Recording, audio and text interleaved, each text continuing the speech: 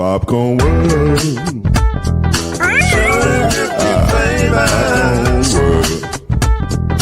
Popcorn World. Yeah.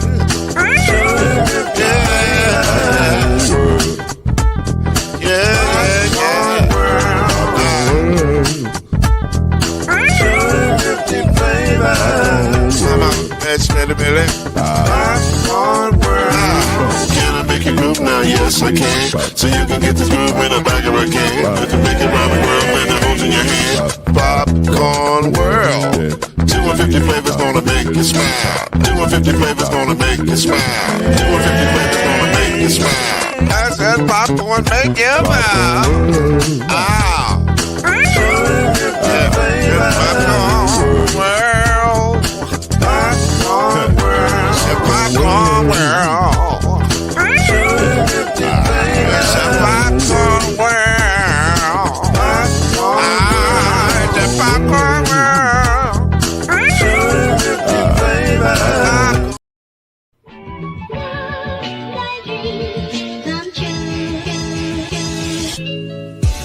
Now it's time for Believe in the ACC with our starting lineup. From Florida State, number 17, Charlie Ward. From Morehead State University, number 50, Lloyd Stan. And from Murray State University, number 2, Kendrick Haskett. Get ready for the best sports show about the ACC in all the land. Believe in the ACC starts now.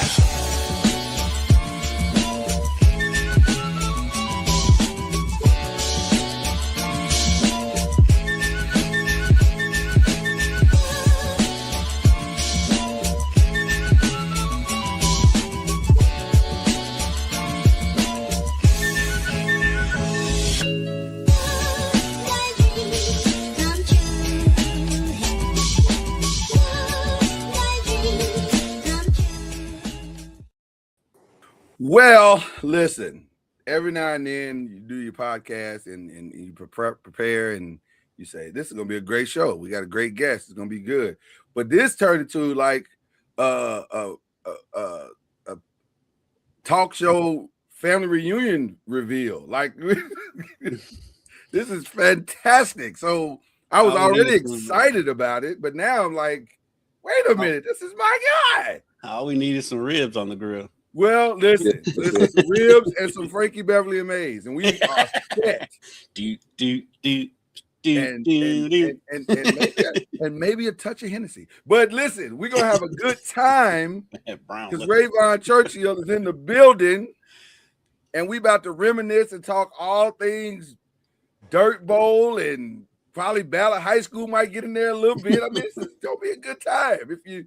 Especially from the Louisville area. I know I said this is going to be the most Louisville podcast we've had. Probably so. Probably so. Because we got a lot to catch up on. We do. We absolutely do. What's up, River? How you doing, brother? What's going on, man? Thanks for having me today. Y'all doing all right? We doing great, man. We doing great. We would not be our wonderful selves and our attentive selves if we didn't say first and foremost, we send y'all love and condolences, brother. To you and your family for the things that are happening in your life, and we got your back. Just want you to know that to start off everything. Yeah, man. But it's good to see you. You look good, brother. Thank you, man. It's good to see you too. When I saw your name, I was like, wait, I know this name. It's right. Yeah. You know what's funny? I've been seeing your name since we put this together, and I'm like, Raymond, but you know how you had that back of the mind situation, like. Plus, I'm old. I done got old. That's where we are with the whole thing. I was like, I know the name, but I don't know why I know the name. And then you said, I was like, wait a minute. We've had classes together. Yeah. That's 88, 89 at Ballard High School. I know, man. It's Ballard High School. You don't know nothing about that, Kendrick. You don't know nothing about that. Because y'all older than me. I was still in middle school in 88, 89. That is also he didn't have to do that, though. That wasn't even necessary. Yeah, he threw us under the bus. That was a shot. That was a shot. Yeah, that is. So listen, man. First of all, it's so great. It's great to see you, man. I want to talk to you how you ended up with the dirt bowl in your hands. How did this happen? Man, it really kind of was like that. It just kind of fell in my lap. Started out doing announcing games, maybe 22 years, no, actually about 26 years ago now. And then this kind of evolved. My role kind of evolved in different leadership roles, and then now here I am. Just kind of like just fell in my lap. So I really enjoy it though, but and it's an honor. But it just really just fell in my lap. I didn't lobby for it or anything. It just kind of happened. Yeah, for those who don't know, the Dirt Bowl is Louisville's Rucker Park. That's the best, probably the best and easiest way to describe it. It's the oldest street ball tournament in the state. One and of the oldest in the country, right? In the country, yeah, in the country. Second oldest in the country. I was gonna say, and it's as legendary as Rucker Park. It doesn't get the hype that Rucker Park gets because New Yorkers always think they've got the greatest everything, and you know they're gonna be unbearable. Right. So I couldn't have them win the finals. Oh my God, it's gonna be unbelievable. But nevertheless, it is like that. And so, man, talk a little bit about the history. Talk a little bit about what it means to Louisville and basketball as a whole. Yeah. So as you mentioned, the Dirt Bowl, the second oldest annual summer basketball tournament on planet Earth. Only the Rucker is older than us. Been around since 1969. Thousands of people have played in the Dirt Bowl, including the all-time leading scorers from both the University of Louisville and the University of Kentucky. Dan Issel and Darrell Griffith both played in the Dirt Bowl. And because of the way college sports are now, I don't think we'll ever have anybody break those records. So I think we'll be able to say for the duration, the all-time leading scorers of both of these universities played in the Dirt Bowl back in the 70s. So a lot of other players have played in the Dirt Bowl, men, women. We have kids, so it's a really big institution in basketball, and Kentucky go hand in hand. And then so this tournament and this league has been going on for so long that it's become synonymous with Louisville in the summer. And you gotta give you your shouts out to them since you've taken over because it's really grown over the last few years since you've been over. You got the court now. The court is spectacular, and just talk about how much you've seen it grown over the years since you've been able to take over. Yeah, it's really grown. We had a couple of lean years, and like around 2009, 10, 11. I think one year we only had the Dirt Bowl. It was only a weekend. It just kind of just fell off. It was only a weekend. Then a couple of years we didn't even have it. So when Mayor Fisher came on board, he and Neil Robertson. I always got to give Neil Robertson. Shout out to Neil. Yeah, shout out to Neil. Yeah, Neil brought before he was Mayor Fisher. Mayor Fisher brought him down and was like, "Hey," Mayor Fisher was like, "Hey, if I get elected, I promise I'm going to bring the Dirt Bowl back." And so that's kind of how it started. And then had a couple of lean years. For some years, like we had to call people and be like, "Hey, we have 15 teams. We need a 16th just to make the league even. Like, can you play? You can just come on and play." But now we're turning teams away, and we've grown tremendously over the last 8 to 10 years. And so now we're at 24 men's teams. We had to turn away about 8 or 9 teams. Wow. The Women's Dirt Bowl League starts up this weekend. The Junior Dirt Bowl started last weekend. So we've grown tremendously, like from having 15 teams, having a bag of 16th, to now we have 34. That's incredible, man. When did the women's team start? Is that something? How did that happen? So this is the third year for the league, for the Women's Dirt Bowl League. The WDBL is what we call it. So a couple of years ago, the WDBL. So a couple of years ago, we realized that women wanted to play as well. So we had them start out playing in a couple of All-Star games on our Super Sunday, like our last weekend. And then they was like, "Hey, we want more." Then a couple of years ago, like with Caitlin Clark and Angel Reese, that phenomenon with women's basketball, they was like in.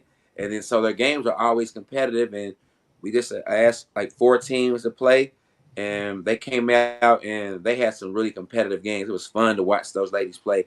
And then so this year they kind of took more of a ownership with their league, and so they created their own teams. We have 40 new players that are playing, so They start this weekend. They play every Saturday and Sunday at 5:00. Nice.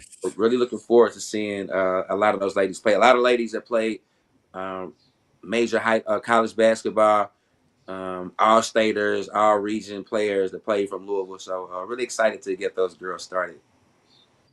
It's talking about how much work goes into it, because we see the finished product, but once 1 year the Dirt Bowl is over, you immediately have to start on the next year, right?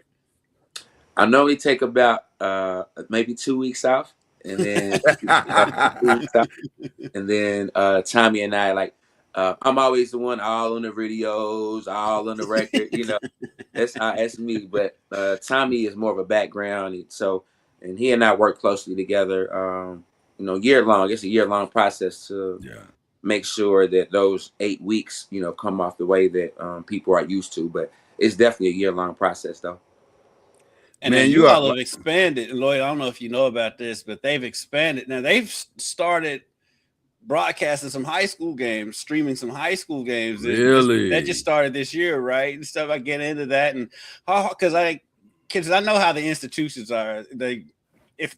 For us, it's nothing, but for you, I was just getting started and everything. How hard was it for you to be able to get into these high school gyms to be able to start broadcasting? Because it's not easy. People think it is, but it's not. No, it's not. I love high school basketball, and I remember back in the day when people used to actually read newspapers like Wednesday and Saturday. Days. You got to get your name in the paper. Right. Yeah, you go on Wednesdays and Saturdays, and you see what happened in the games, the high school games on Tuesdays and Fridays. So this has been a big high school fan since 1982. I remember going to my first high school game in Central High School when I lived in Village West. So been a big high school fan for a long time. So I was going to some games, and I just this past year, actually 2 years ago, I went out and had a whole setup, the iPad, the tripod, and all this stuff. But it was it was kind of a job a little bit. So this past year, I went and I just took out my phone and just went live one day. And next thing you know, people start tuning in and like, hey, you're going to go to this game. Hey, you're going to go to that game. So that audience grew. And then so I started having a lot of fun doing it. So just started showing up at games. No problems until the regionals, though. So we at the regionals, I'm at Valley, and I'm sitting there, I'm going live, and I get a tap on the shoulder like, hey, you have to stop your stream. I'm like, what do you mean?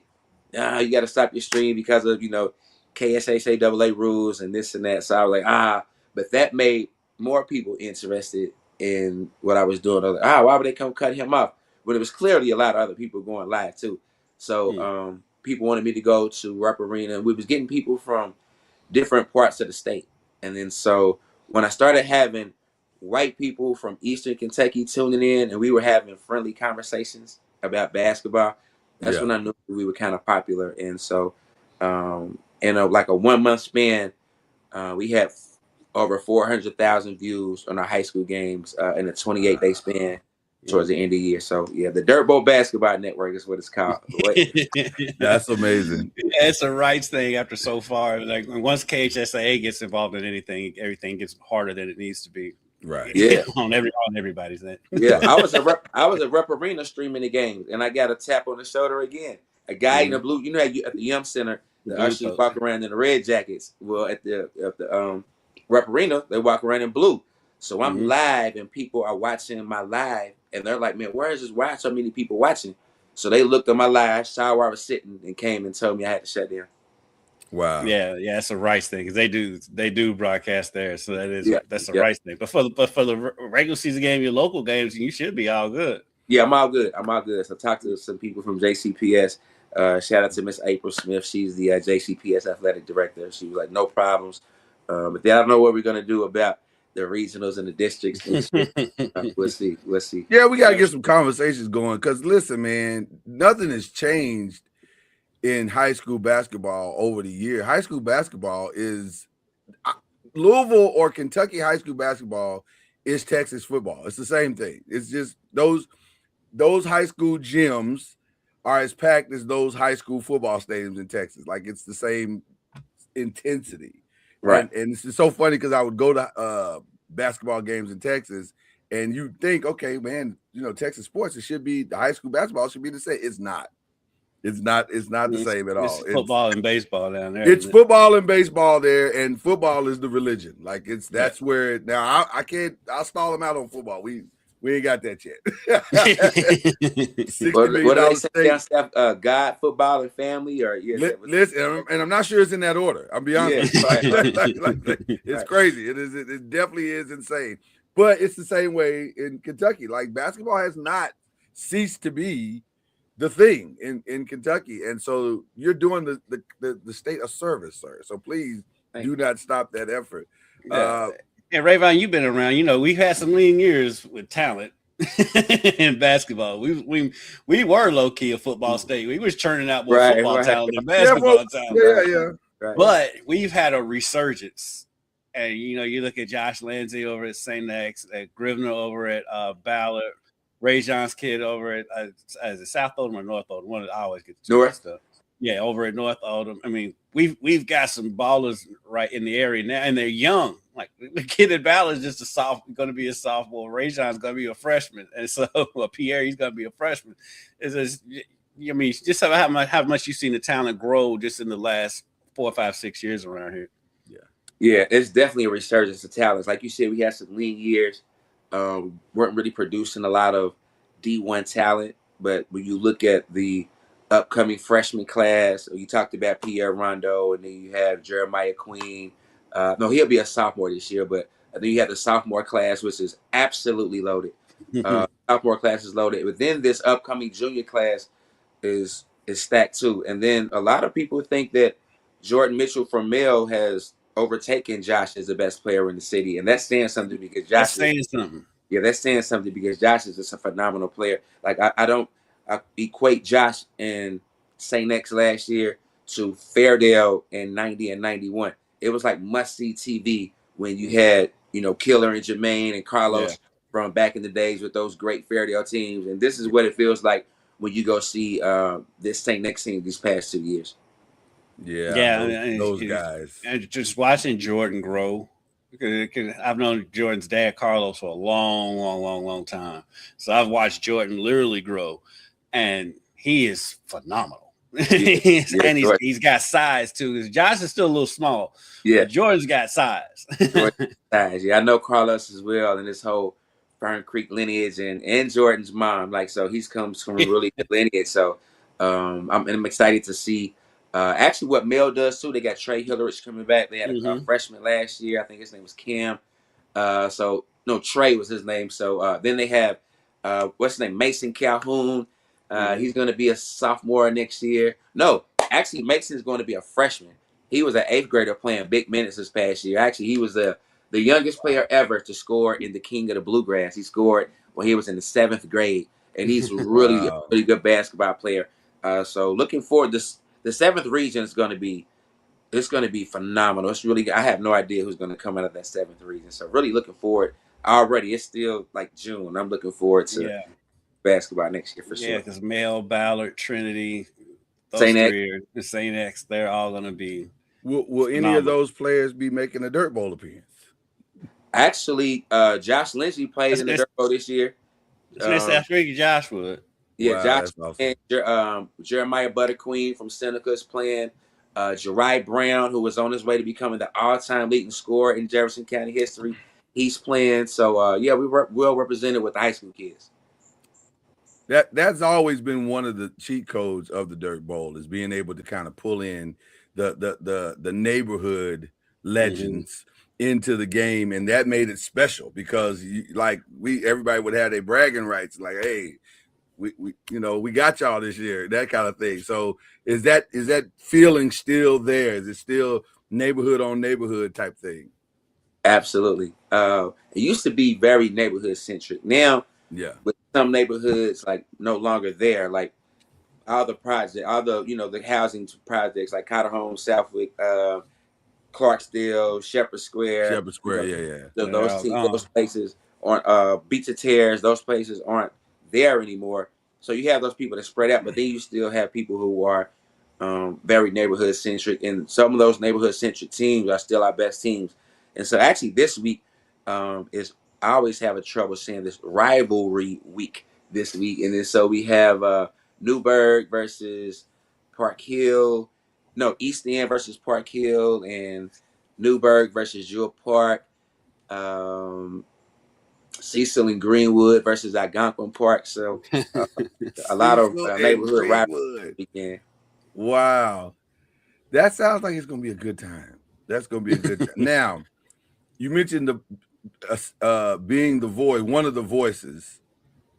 Are you the voice now, or are we still Corn's still the voice? I was gonna say, Cornell. because there was a voice that was still there. Yes. And by the way, shout out to you also. Was that the Hall of Fame thing? Was that your idea? Yeah, I'd say credit. Yeah, it was. You should take credit. Listen, Take your credit. Brilliant. I think that is a brilliant idea. And it gives love to people. Because, one thing I used to hate going in Texas, they be trying to talk about all their Texas basketball stars. And I get it. They got some ballers that came out of Texas. But also, I put our ballers up against anybody. And so to be able to recognize the Louisville legends, I think that is phenomenal. And listen, if we want to go state for state, let's have that conversation. Yeah. We got some ballers. Yeah, so we wanted to preserve the history of the Dirt Bowl. And then so back in 2015, we published a book called I Said Bang. So, in Cornell, somebody hits a three, I said bang. And then so the Louisville Story Program, they came in and showed us a lot of love and produced a book. And then so we wanted to, me personally, I wanted to start to cultivate that history so that generations, behind us was kind of have a storyline of what went on. Hasn't been a lot of, really great record keeping, which also kind of makes the Dirt Bowl good because it's mythical and it's stories and, like 6 people might say they won the championship in 1974. There's no way to dispute it, so those stories kind of live on. But then we wanted to recognize some people from the past. And so, you have the kids go out and play these tournaments and they come home with these rings. And I'm like, man, where are you getting these rings? So the guy did some research, like, they're not too bad. So we just designed some rings and then asked the community, asked some people, like, who do you think should be in the first inductees into the Hall of Fame? And of course it was Griff, and of course it was Cornell. Of course, the founders of the Dirt Bowl, the late great Mr. Ben Watkins, and my good friend Miss Janice Carter Miller, who still leaves, she's still living, still breathing. Then we have some other players and coaches that were a part of the Dirt Bowl in its infancy, and then so we can never forget those guys that made it possible for where we are now. So we wanted to keep doing that, and so but then it's kind of like when you start something that is popular or successful, like you can't. So I was going to ask you who is there? Do we get an exclusive? Like who's in the Hall of Fame? Who's on the list of potential Hall of Famers this year? So a lot of people were mentioned that didn't get in last year. So we're gonna go back and I have to go back and ask some of those guys that were still around that remember those days. So I wasn't around to remember those and document that. So it's not up to me to decide who goes into that Hall of Fame. But I do think that from a contributor standpoint, I do think I want to see what people feel about a guy named Fruit Loop. His name is Robert Mitchell. And Fruit Loop has been selling T-shirts down at the Dirt Bowl for years. And everybody who ever had a vintage Dirt Bowl T-shirt, you got it from Fruit Loop. And Fruit Loop is still selling barbecue down on 26th and Broadway. He's just like a hustler man. You know what I'm saying? But he's really, really good man, though. He's an excellent man. And he gets love from a lot of people. And he's well respected. And then so somebody like that, people like that who, we want to also recognize and be like, hey, he was a part of the experience, the Dirt Bowl experience. It's not just about basketball and the games. It's the whole culture, it's everything that goes into it that makes the Dirt Bowl what it is. And you're talking about some of the names that played in it back in the day. When Issel played in it and Artis Gilmore played it, they were playing for the Colonels. They were professional players at that point. Absolutely. And so probably not gonna get too much of that anymore because contracts and all that stuff. But I mean, that's how special the Dirt Bowl was back in the day. Yeah. Yes. I have Yeah. to. I have to ask. What's up? Do you believe the dunk or no? Whew. that deep sigh, boy. They So- say it happened. They say it happened. I wasn't there. I don't know, but they say it happened. Griff. So 25,000 people say they were there at the park. Right? I'm just 25,000 claim they saw it with their own 2 eyes. They saw it, including my father. So we did. We did another like radio documentary, and then so I was able to call Mr. Gilmore and ask his thoughts on the dunk immediately after I called Griff to have him, talk about the dunk. Mm-hmm. So they both have 2 totally different recollections of what happened. I'm sure. Yeah. So Griff says, yeah, it was a Blues ball, back half court. I stole the ball, and he called him Gilmore. I look up, I see Gilmore down, and I'm thinking I'm great dunk on him. He says he goes down, he dunks on him, the crowd goes wow. That's what Griff says, and about 22,000 people. But there's about 3,000 people who said they were there. Like, nah, it didn't quite happen like that, including like Butch Beard. He said, nah, it didn't really happen like that. And Gilmore said, nah. So Gilmore said, now, I respected, what Daryl Griffin became, but come on, man. I was playing for the Colonels. I'm 7'2". You think some little 9th grade kid is going to come dunk on me? That's exactly what he said. And then so he said it didn't happen. Griff said it did happen. So that's one of those things a few minutes ago we talked about the myth. There was no footage of it. There was no video. People didn't have phones back in the day. Yeah. So that will continue to grow, and it's going to be legendary. That's the most legendary story in Dirt Bowl history, that play, and whether it happened or not. It's so legendary that when Lloyd said that, all 3 of us knew what he was talking about. We knew it. Yeah. Right. What's understood don't need to be explained. So there you go. So what legendary thing you think is happening this year? Like, what are you most looking forward to with this particular run of the Dirt Bowl? This year we've gotten a lot younger. Like in the past, like people who were familiar with the Dirt Bowl from years ago, they got a little older, they were playing, and then some of the younger kids, they didn't think that the Dirt Bowl was cool because we had fallen off a little bit. So we had to make ourselves cool and relevant again. So where the young people wanted to play, which is why like Josh Lindsey actually played a couple of years now. But we wanted to make it cool to where younger people wanted to play. And then so we've gotten a lot younger this year. We've also wanted to get more diverse. And then so in the last 2-3 years ago, we had a predominantly white team called Church League that came down to play. They weren't very good that first year, but they were very competitive, and they were just some really, really good, high-quality men. And we loved them being a part of the Dirt Bowl. And then the second year, they got a little bit better. And then this is their 3rd year, and they really have a chance to maybe shock some people and go far in the tournament. And then so we wanted to get diverse.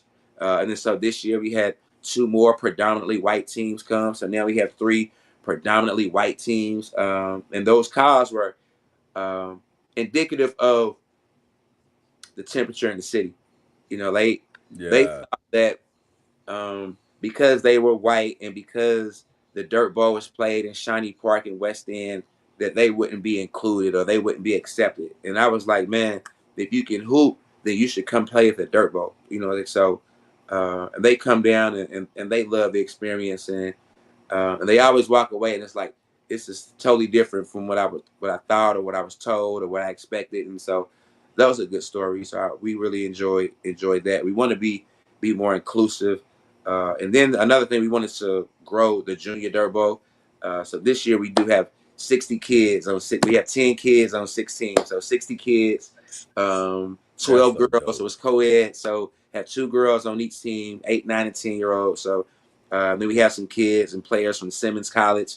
They come down and kind of help them out and they practice before the game on the other court. So it's really community-based, community-driven, the Junior Dirt Bowl. And that's what we're looking forward to growing. It's to the point now. You got U of L bringing recruits down to watch the Dirt Bowl. and U of L's gotten involved in it a little bit, haven't they? Yeah. Actually, the last 2 staffs have come down, and our relationship with Daryl Griffith, and he's turned us on to some administrative staff and some sports staff, and they get to come down. They come down one day a year, and it's kind of what I talked to the compliance people at U of L to make sure that there are no recruitable players playing in the dirt bowl the day that they come down. And so we want to make sure we don't want any infractions or nothing bad. Right. Hey man, at the dirt bowl, we don't want nothing negative about us. So we did have to tweak some stuff and rearrange some games so that the recruitable players weren't there when the U of L staff was. But it was cool though. They presented us with some dirt bowl jerseys last year. I don't know if you guys remember last year they had some dirt bowl themed jerseys. Adidas produced some dirt ball themed jerseys, and they came down and presented us, myself and Cornell and a couple other guys on the staff. We got like unreleased like Adidas dirt ball jerseys, so that was real Nice. cool. That's very cool. Yeah. Before we let you get out of here, what is the vision? Where do you see this in 5 years? We do have a 5-year plan, and we want to be self-sustained in 5 years. Like, we get a lot of support from Metro government. We are a nonprofit, but my expertise wasn't fundraising, and so I had to ask people to help me and ask people to help us to get to that next level. And financial self-sustainability is what we want to look for, and we want to grow in that way. We want to try to figure out a way to protect the court at Shawnee without messing up the integrity of the dirt bowl. But we do know that there's potential for vandalism because it's happened before. So we want to make sure that in 5 years that's not possible. The best part of the dirt bowl for me was that you think about, and this is a weird way to kind of round this conversation out, but you think about how many people were protected in the summertime of Louisville while the dirt bowl was going on, because we were all together and we were all having a good time. We understood what this was, and we did in many ways we went above and beyond to protect the integrity of the event. And so every now and then you have your little incidents or whatever, but for the most part, a lot of us are here because we were there together in the summer doing something productive with our time. Even whether you were playing or whether you were just sit there watching or whether you were just there, people watching and walking around Shawnee Park. You were in the environment, and it helped. And so I pray that continues to go forward. And, man, what you're doing, Rayvon, is more than honorable, brother. It is a mission. It is a ministry in its own right. So I appreciate you, brother, so much. And anything we can do to connect you to anybody or just whatever, you listen, you got us for forever. So we got you, man. I'm so proud of you, man. This is incredible. Appreciation. Kendrick, man, thanks for all the access and just acknowledging me and saying, hey, what's up, Rayvon, when we're in the same spaces, man. So hope to see you down at the Dirt Bowl, getting some good Dirt Bowl coverage sometime this summer. So we'll have you a good spot, and I'll buy you a sandwich when you come in. Hey, I like food. We are definitely foodie. Thank you, brother. I appreciate you coming through, man. We gonna connect, man. We gonna connect. I'm gonna see what I can do. Whatever I can do to help. I'm in there, man. Just let me know. Thank you, man. Appreciate it. All right, brother. Appreciate you, man. All right, man. All right, man. That was dope. Rayvon Churchill. I mean, I've known Rayvon just in passing for years. And like before I even knew he had anything to do with the dirt ball, I knew Rayvon just in passing. And then he's one of the great guys. To be honest with you, I didn't realize that Rayvon was older than me till like a couple months ago. I thought he was a young guy. No, Rayvon and I think, if I'm not mistaken, either we're the same age or I may be a year older. I can't remember that part of it, but I know we had some class together, so I'm pretty sure we're the same age. Which is crazy to think about, that we were little freshmen in 1988, 89, that kind of thing. But yeah, man, Rayvon was always a dope dude, and it's just cool to see him pick this mantle up and run with it like this. This is pretty incredible. For people outside the state, they don't realize that, like, the dirt bowl in Samoa, right? Shout out to Samoa. But the dirt bowl is an institution around here. And so it's great to see it back. And like, I don't know if you've seen the court since they updated the court. I have not. Yeah, I have not seen it. The court is spectacular. He was talking about the vandalize because somebody decided it would be a good idea to make skid marks on the court. I think it was last year before last. Yeah. But it's cleaned up now. It looks great. and and it is safe to go out there because that area of town has its issues, but when the Dirt Bowl is going on, it's safe. You're in one of the safest places in town. When the Dirt Bowl is going, 100%. two times you always know you're safe down there. It's Dirt Bowl and West End Appreciation Day. Right. It's a wild. When my first job out of college, I worked at the Presbyterian Community Center. Shout out to OPCC over in Shepherd Square. And my first year of that, I and my Metro Parks coordinator, his name was Keith Abel. Shout out to Keith Abel. He and I got together and said, "Man, let's take a couple of teams down to the Dirt Bowl." And so we did. And in our very first year, we won. It was a high school division at that point. Yeah. But we won that version of, well, it's all high school division, but we won that year, and we were like, we were so excited because we couldn't believe it. Like, to win your first year is crazy because that doesn't normally happen. Right. There is a learning curve normally, but we got real fortunate that we had a bunch of kids that were from Atherton and from Male High School. Matter of fact, if I'm not mistaken, correct me if I'm wrong, but I believe Larry O'Bannon was on that team. I think he was right before he went to, obviously he went to Louisville, but yeah, he was. I believe he was on that team that first year because he and his sister worked at the Presbyterian Community Center, so that's how I got to know him. But yeah, it was an amazing event, and we had a good time. That was the first time I'd been on that side of the ledger as far as I wouldn't say I was like the coach. I was like more of a GM, like financing the situation. But but I enjoyed it. It was a phenomenal experience, man. And so the Dirt Bowl has always been near and dear to my heart. Plus, listen, in the summertime of my high school youth, it was a good time. It was a good time to go down there and just hang out and kick it. Yeah, and I say he's bringing it back, making it younger and making it cool. A kid like Josh Lindsay, he carries the weight to be able to get the younger kids to come because he has become such a name around here. And Josh is only going into his junior year in high school. And so, I mean, I don't know if you've seen this kid. I have not had a chance, no. He's not very big. He's not very big. He might be my height, maybe a little. I think he's right at my height. Yeah. But he has like a 44-inch vertical. Wow. Yeah, and he gets at least one every game, and so you're gonna catch a body. Yeah, and he's improved his jump shot tremendously. Because when he first came on the scene, I was first hearing him, and I was like, oh, he's just a dunker. But now he's developed, and he's got some muscle, he's got some definition, so he's coming. I think depending on what you're looking at, he's a 4 or 5 star now. Really? Wow. Yeah. Wow. And then the other kid we were talking about, Jordan Mitchell. Mm-hmm. I've watched this kid grow since he was in middle school. As I said, I've known his dad forever, and I've watched him grow literally and physically because he's grown up to Jordan's probably about 6'3", getting close to 6'4" at this point. He's put on weight. He's the coolest cat this cat. I mean, he's got the fro going. He's got the style. His dad is stylish, and so he's going to be a phenomenon too. And then Mason Grivna, he's a freshman at Ballard High School. He's I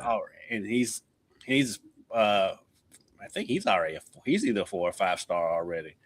And this kid is phenomenal. And so and of course there's Pierre Rondo. And so we've got some talent coming out now. It's been a while, but this talented has been around here in a long time. That's always been my favorite part of Kentucky high school basketball is the next guy.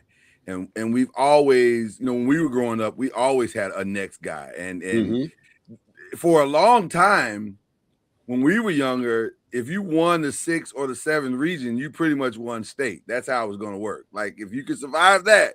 Because, in our day, the 6th region was the – yeah, right. You won the 6th region, he was going to win state. Well, yeah. Because that was PRP and Fairdale. Yeah, don't remind me. Don't remind me. I was in the 6th region at that time. I still remember being dunked on by Carlos Turner. So let's move on from this. Let's move on from this conversation.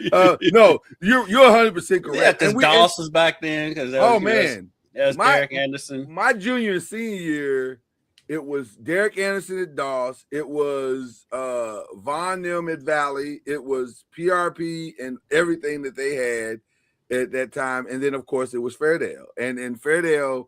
Hey, what's crazy? J-Town was low key good back then. J-Town was good. What was crazy is we had a 7-footer and a 6'10" guy, and anytime we played outside of the region, we had success, except for like Mel, obviously, because that was Jason and those guys, and then of course but Jason came along with me though.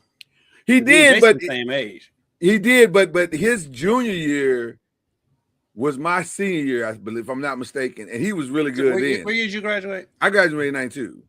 Yeah, you're right. Yeah, he was 93. He was, and they were good then. I mean, Mel was, and the 7th region was coming on then because 7th region was starting to come because DeWine was there, and they were So it was good then. Eastern was good. So if you can survive Louisville, you were at least good enough to get to the finals for the Kentucky high school basketball. But and they deny it to the hilt, but it's still crazy that as good as basketball was, 2 teams from Louisville have never met in the state championship. That is crazy. That is true, isn't it? And it's not by coincidence. No, it's not. Anybody that lives around here knows. No, we all understand how the politics work in Kentucky. I've witnessed it. Maybe if it ever gets moved back to the Yum Center, that can happen. But until that happens, it's probably never going to happen. It used to be at Freedom Hall and didn't happen. Right, it used to be at Freedom Hall, and but which is crazy that it didn't happen during those days. But I would have loved to have seen a finals that included those Ballard and PRP. Yeah. The only team I think that could have in the 7th during at least my 4 years that could have competed was probably Mel. Mel was really Eastern was good too. Eastern was good because they had Eric Kinslow, Matt Anchorage. Yeah. Was that Felton? Felton was before. Felton was a little bit before. Yeah, it was a little bit before. Because I thought Felton and them were gonna go in that Ballard run. And Ballard beat them. I don't know how. Ballard was good. Like Al and all those guys were really, really good. Like and DeWine was young on those Ballard teams. Yeah, he was a freshman. DeWine's in the 8th grade. DeWine's in your class, right? Yeah. DeWine was in the 8th grade when they won that. They were trying to get him. There was a lot more challenges to get DeWine to or to get 8th graders to play all the way up. And so he couldn't. That's not as prominent. It wasn't as prominent then as it is now. Right. Matter of fact, fun fact, DeWine actually left. We can say this. We can talk about this now. DeWine actually left and went to Texas, and then they brought him back. You know what? I vaguely remember that. So we gotta get DeWine on the show. I've been telling them we're gonna get. We do. We gotta get the Oos on the show and have him. We go through some reminiscing there as well. But people you'll ever meet. and it has always been. Always been, and since I've known him, and I've known him since his 7th grade year. So he's always been just a great dude. So, but that was a lot of fun. Seeing Rayvon brought back a lot of memory. It's funny how stuff gets buried in your mind until you see somebody, and then all the dots get connected. Like, oh, that's right. We sat at the lunch table and we did this and we did that. And so it was kind of cool to see that. So great fun this morning to start the morning. This has been a Louisville ass show. listen. Which is it's funny. I was not gonna wear Louisville stuff at all today. I had a whole different thing that I was going with, and it was like the Lord was like, put on your Louisville stuff. And now I understand because this was a Louisville-based show. So there you go. But now we have to go to New York, the concrete jungle where dreams are made of. Because if you watch First Take, you would think there was a station in New York. I'll say this: it's gonna be a long summer because they did what no one thought they could do. And listen, I did not have the Knicks. I didn't have the Knicks winning nothing this year. I especially now I wasn't. I thought they could get to the finals just because of all the injuries in the Eastern Conference. I thought that they could get to the Eastern Conference Finals, but I felt like I was probably more Cleveland than I was Knicks. I was probably more. I just don't believe in Cleveland yet. That's I thought they were playing well, and then listen, shout out to the Knicks, man. They were not the most talented team, but they were the most complete team. And they were a team. They were a team, and they did all the team stuff. Now, the way that they won is crazy.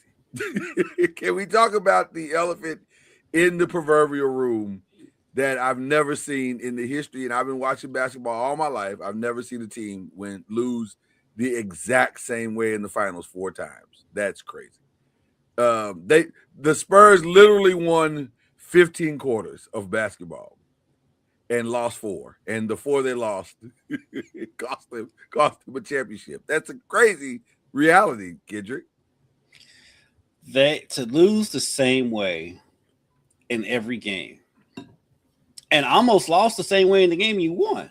Yes, you and really should have. Really, and all it was just about the mistakes that the Knicks made, like 2 or 3 more mistakes than you did. You didn't do anything to win it. It's just they just made a little bit more mistakes than you did. Yeah. And so he's a young coach, and I get it, but you've got to make some kind of an adjustment in the fourth quarter when you notice the same thing is happening every game. Because they won game 3. And the first game in New York. Yes. And I remember watching that game because it was on when I was getting ready to go out to the set for the 11 o'clock news. Mm-hmm. And they're laughing at me because I'm screaming at the TV, stop shooting all these threes. And they ended up winning that game. Right. And I'll be damned, the very next game was the exact same thing, and they lost. And then the next game was the exact same thing. The exact same thing. They lost. And then the next game. Because the 29-point comeback, you can't look at that game and be like, the Knicks did anything special. No, they didn't do anything special. They made shots, but, I mean, shout out to them for making the shots. But when the other team is up 29 points, for one, why is Wemby in the game so much at that point? 2, why are we shooting 3-pointers with 18 seconds left on the shot clock? It was baffling. It was baffling. It was to watch it in real time. And I'm gonna tell you something. Like you said, because of the way game 3 unfolded, as you're watching game 4, for me, it was the third quarter, right around the 8-minute mark, and they shot the first one. And I said, well, that was a bad shot. I want to say it was Castle that shot that first one from the right side. And I'm like, that's a bad shot. And then Vassell came down, and like, that's another bad shot. Stop shooting these threes. So I understand what people are saying, that Mitch is young, he's inexperienced, but also he has sight. Like you've been around basketball. Right. And he's been around one of the greatest coaches. His mentor is one of the greatest coaches of all time, who I am confident has had that conversation with him about late game adjustments. Mm-hmm. So to watch him watch the game unfold the way that it did, 29 points is crazy. It's crazy to think that you lost a 29-point lead is crazy. I wish my boy Ian that I work with was here, because he'll tell you when they made all the threes in the first half, I was like, I hope they have a plan B, because all those shots are not going to fall in the second half. And listen, they didn't, and they still kept shooting. The old man in me understood very quickly, this is fool's gold. And if you keep shooting these threes, and I'm sitting here watching it with matter of fact, shout out to Reggie Love. He called me during the game, and we're talking on the phone during the game, and we're both going crazy because we're like, why they keep shooting all these threes? I said, I don't know, but this is going to get real tight if they don't stop. Because they don't have to. When you have a 29-point lead, you don't have to shoot threes. You've done the work. Done that part. You've done the work. So it was almost like the arrogance of youth kicked in, and they were like, "We don't want to just beat you. We want to send a message. Yeah, we trying to win by 50. Right. Well, message received because you lost the game, and not only lost, but you lost in spectacular fashion, like in legendary, will live in infamy type fashion, in the greatest tip-in since the NC State Houston game. Right. So they're gonna have a statue outside of MSG of OG Anunoby. Oh my god! And that tip-in. I hope that statue is next to his Good Morning America statue of him literally falling asleep with his eyes open. That's the greatest thing I've ever seen. That man had been drugged some places that he did not want to go, and he was tarred. He was tarred. Drug might be a key word in this sentence. Well, listen, it was so funny to watch because if you saw the interview, they asked him the question, and he just looked like he was having his Mitch McConnell moment. Like, I don't know what to do right now. I was like, "Will y'all please let that man go lay down because he is not ready for this interview at all." No, but to your point, man, OG, I would have picked OG or Cat as the MVP of the series had your boy not gone off in that last game. Just gonna say the last game is what did it. Well, listen, two. I mean, he made big shots in he made big shots in the fourth game, but when you made score the 45, when you score 45 and your team scored 49 in the closeout game, you probably got a lot. But which brings us to De'Aaron Fox. Yes, I covered De'Aaron Fox. You did when he was at Kentucky. You did. I think I had left by then. I think so. Yeah. Great kid, great guy. Wife is is from San Antonio. Shout out to wifey. They have to get rid of De'Aaron Fox. Wow. So you're going there. We just going there. I was there before he messed up game 4 and 5. Because I'm like, Dylan Harper is outplaying him. Oh, by a lot. Not even by a little, by a lot. Yes. I'll give him that he had the injured ankle. He wasn't 100%. That's fine. Okay. That's physical. The mental errors that he was making. Well, if you're not 100%, then grabbing the ball and thinking that you can outrun them is not a good idea. But, I think part of that is him going back to that's how he plays. When De'Aaron Fox is healthy, he's one of the faster people with the ball in the league. And so that's just his mentality. He's always played like that. And so he's thinking it's instinctive. Yeah. But the layup attempt at the end, which looking back at it, actually when I saw it in real time, I thought OG fouled him, but they're not going to call that at that point in the game. You have to dribble. You have to dribble that ball. Dribble that out. You're the veteran on the team. The team is falling apart. And then his excuse is, I wanted to get up by 3 and make them have to make a 3. And I'm like, no. The clock is your friend at that point when you're up. You're winning. Yeah. And then, he had some costly turnovers before that. The one where he was trying to throw it to Wemby, the one where Hart missed the layup. Yeah. That was a bad turnover. And then game 5, he was atrocious in that fourth quarter. And so, if you're a coach, he's struggling in these fourth quarters. Dylan Harper's been outplaying him the whole playoffs. Yeah. And I understand going with the vet, but that's if the vet's playing okay. Yeah. If the vet's struggling and you got a younger guy who obviously is not afraid of the moment, you've got to make that change. You can't keep going with this. That's the definition of insanity. You keep doing the same thing, expecting a different result. And so there's a lot of growing up that has to go on within that organization, which is one of the best organizations in the history of the league. 100%. And they will. Yeah. And they've got to get another big. Oh, yeah. That's got to be priority one. It's Wemby and 4 guards out there. Yeah, that's got to be priority one is shoring up their front court, getting some depth at the front court. But I want to go back real who quick. They should get low key. I have a name. I got a name. Let me see if you got the same name I got. Who would you say? Hartenstein. That's not the name I have. Who you have? I like. I'm thinking Hartenstein because I know Hartenstein's a free agent. Right. I like Hartenstein, But even more than that, I was thinking Robert Williams would be perfect for that organization. My only question with Robert Williams, he can't be injury prone. He can, but the last 2 years he's been there, and maybe he's gotten. My assumption is that he's gotten to the other side of What's that his part of contract his life. situation? Do you know? He's unrestricted free agent, and it's not a lot of money. I don't think it's going to be a lot of money. So that's the Hartenstein. Yeah, Hartenstein's going to be. Hartenstein's going to be a check. You're going to have to pay a little bit for Hartenstein. But both of those options they can though are better than the options that they have. Yeah, but they can't. They can afford if they want them, they can get them because everybody is damn near on a rookie contract with the Spurs. Right. This is the time. If you're going to make a move like that, this is the time to do it. This is the time to do it. But I want to go back to Fox real quick. Okay, just real quick. We'll go on to this other. I 1000% agree with everything you said, especially in that the fifth game, because it wasn't it. He is the point guard. So the thing that really frustrated me most about him, especially in the fifth game, is the not learning from the fourth game. Why are you coming down off curls and rushing shots from the elbow? Like you said, at the 18-second mark of the shot clock or the 12-second mark of the shot. Like, you got time and you have the ball. They will follow you.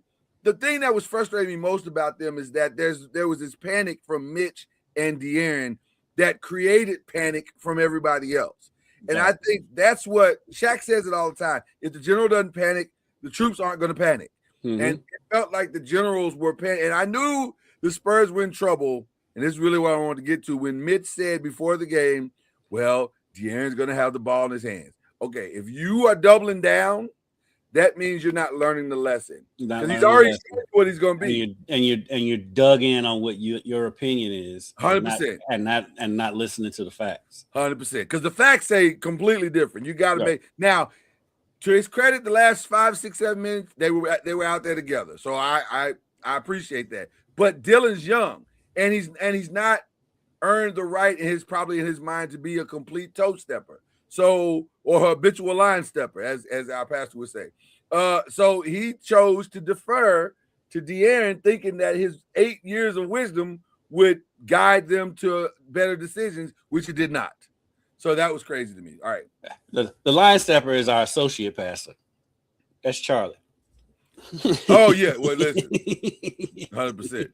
100%. But moving on to the news of the day that broke last night. Yeah. Trae Young. I saw that. What are the Wizards? I don't know what the Wizards are doing. I don't know what they're doing. Because you know what's funny about that decision? So it sounds like he declined it. For those who don't know, Trae Young declined $49 million. Okay.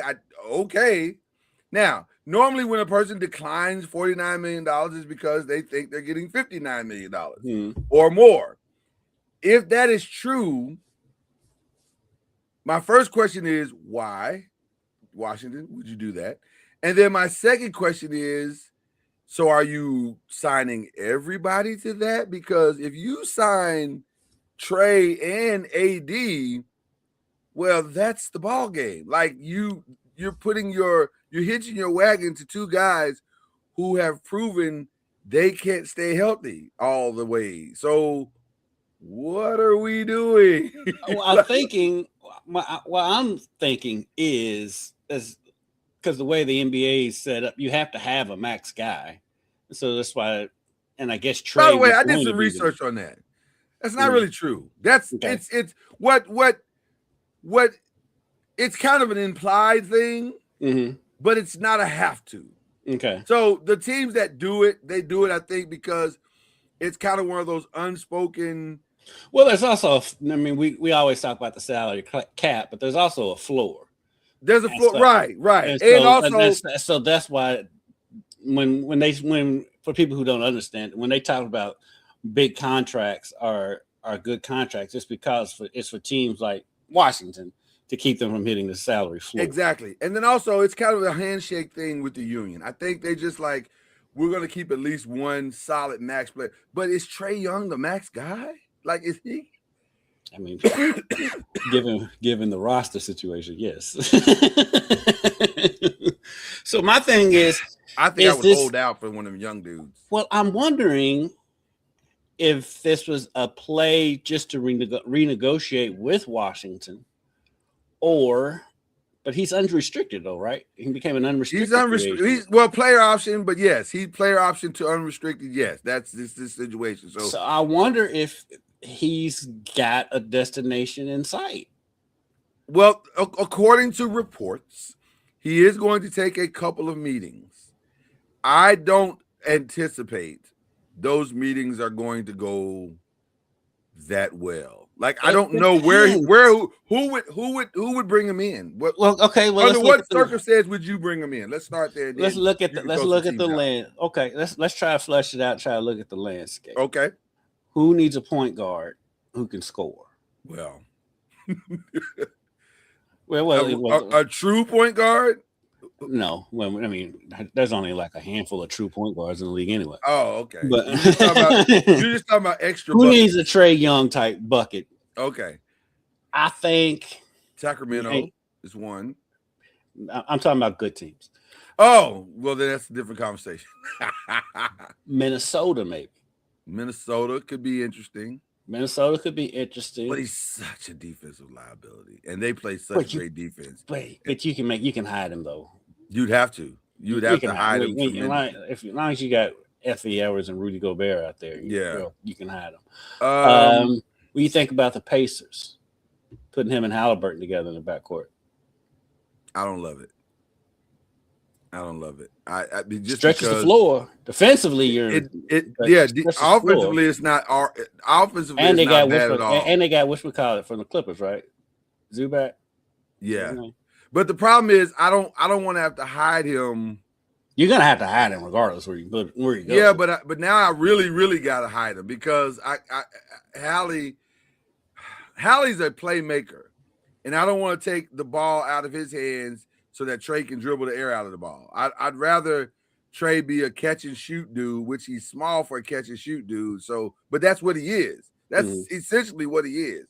So I don't love that as much as I would love some other things. Like when you were talking about places he could go, as crazy as this is going to sound, I'll even throw Dallas in there. That's not awful.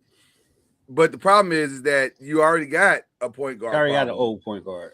Well, and not only that, it's the money is insane because he's going to ask for more, and you're already paying that with Kyrie. But it sounds like they don't want Kyrie, which I can understand that. Not that they don't love Kyrie's potential, but it's like the money. It's the money. Like, I'm paying this dude who's 35 a lot and coming off another injury. And I think he's coming up on. I think is this last year in this contract? It's got to be. I think so. And listen, I'm not one of them that loses their mind when I see an internet video of somebody playing great from the NBA. Like, yeah, he's supposed to cook this college kid. Yeah, whatever, or non-NBA player in general. Right. Of course, he should be cooking this kid. I'd be concerned if he wasn't cooking this kid. Right.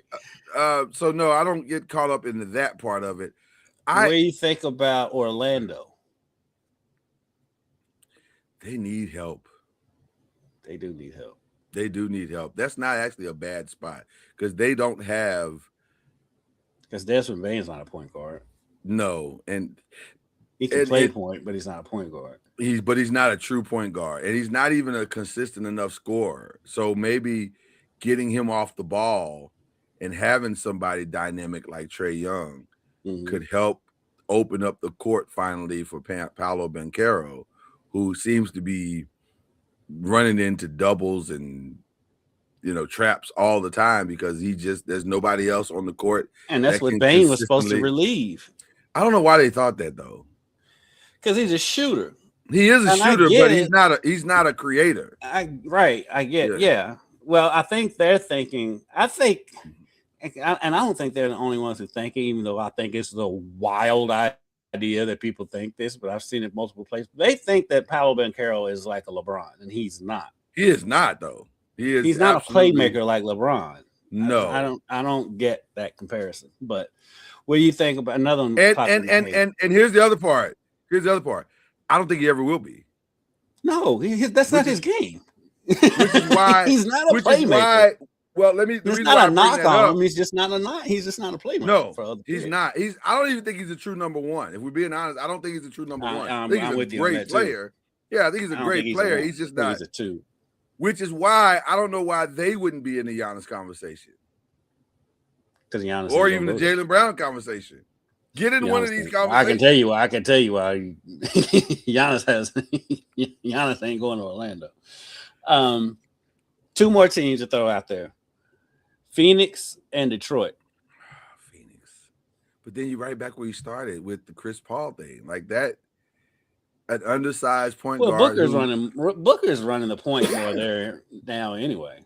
Yeah, but he wouldn't in that scenario. They would have to yield to Trey. Not really. No. You want Trey playing off the ball? Why not? He's a scorer. Is he though? That's the other thing. He's averaging like 28 points a game. He does, but the one thing that I think we've learned from our De'Aaron Fox experience is that just because a guy's averaging a lot of points on a bad team doesn't make him a great player. Well, I mean, his points would take a step back, and then my other team is a team that desperately needs scoring. Okay. Detroit. Now, I actually kind of like that. I think Detroit makes the most sense out of all. I actually kind of like that a lot because if Duren can't give you, because then you can almost justify giving Duren a $200 million contract at that point. Because right now, giving him a $200 million after that last playoff series is crazy. That's crazy. Fam, you are so far away from a $200 million contract right now. We are not there for that, ready for that conversation. Even though I understand you made your first team, second team defense. I got it. You qualified for it. Get your money, man. All-star. Yeah, get your money. But also, if you're Detroit, if y'all write that check, y'all are more insane than I thought you were. Because he's not a $200 million player yet. Not yet. Well, the thing is, he may not be yet, but his contract is up. His contract is up. So you gotta give him something that he can live with. That's good. But if you brought in a Trae Young to offset those points, and so now he's your Draymond, that makes a lot of sense. Now that makes sense. I think on the floor it makes sense. I don't know how much it makes sense financially because he's a max, and financially makes no sense. Cade's gonna be a max. Yeah. And then Duren's knocking on the door of a max. I don't know if they can afford it. And the only reason it makes sense. And Thompson's contract should be coming up too. Yeah, but Thompson got to learn how to shoot. Like, I don't know what. He ain't out there for that. I don't know that's what why. drills, that's why you bring it in Trae Young. I don't know what drills the Thompson twins are doing in the summer, but they are not offensive in nature. Neither one of them can shoot worth a quarter. So they got to figure that. I would strongly, if I was Detroit, I would look at that Trae Young thing strongly because that could fix a lot of things. And what a great backcourt that would be with Cade and Trae Young. Now Cade takes all the pressure off of Cade to make clutch shots, to get them in and out of offensive sets. Now he can just go be dynamic by himself and just make the plays and get the one-on-one matchups that he needs. And he's a phenomenal defender. So that takes all the pressure off of him. And then it takes all the pressure off of Duren. So now his 10 and 10 or 10 and 15 looks that much better because he's just doing all of the stuff don't nobody else want to do. Right. And it justifies a $200 million contract at that point. So I love that more than I think anything that we've talked about. Yeah, that would make a lot of sense. But again, Trey's supposed to be taking some conversation, but I am also hearing that the Wizards might re-sign him for 3 years or something is what I heard. 3 years and something. Yeah, because that was really my initial thought when I saw it. I was like, he just must be renegotiating. Well, and I get that, but then I don't because are you if you're the Wizards, you're running it back with Trae Young, Keshawn George, Bilal, what is it? Koulibaly, Anthony Davis, and Alex Sarr. That's your five that you're running back?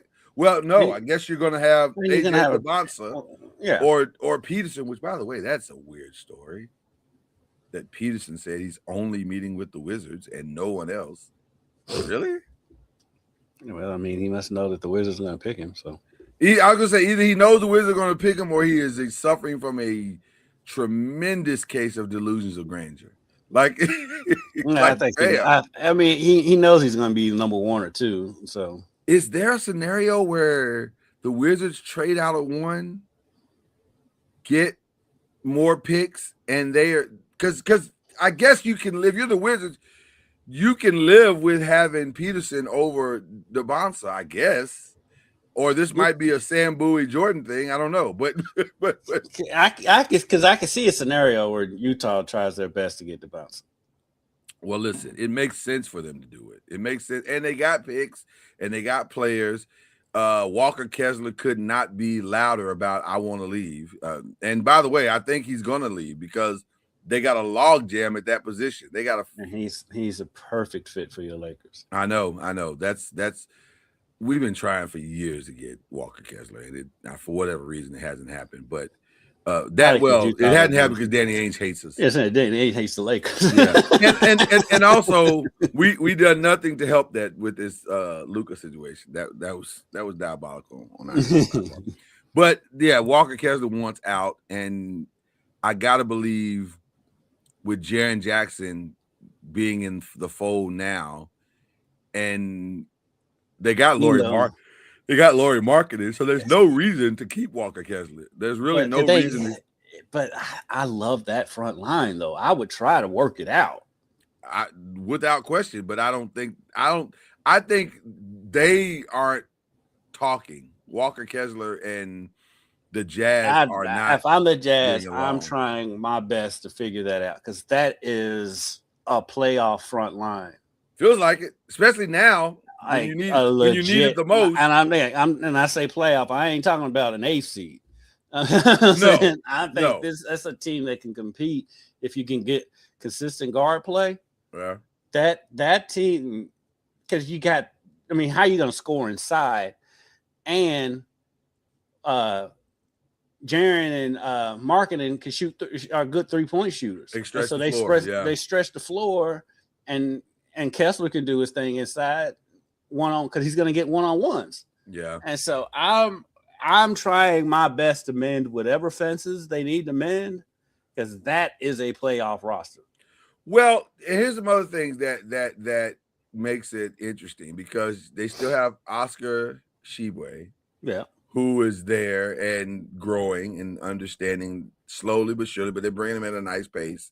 So I think that kid is going to see the floor at some point to do all the dirty work, which is what he'll be the bulk of his NBA career. Right. And then they still have there's somebody else that was on that team. I saw the roster and I was like, oh my God, I can't believe he's still there. Give me a second because I'm having a brain moment here, an old man brain moment.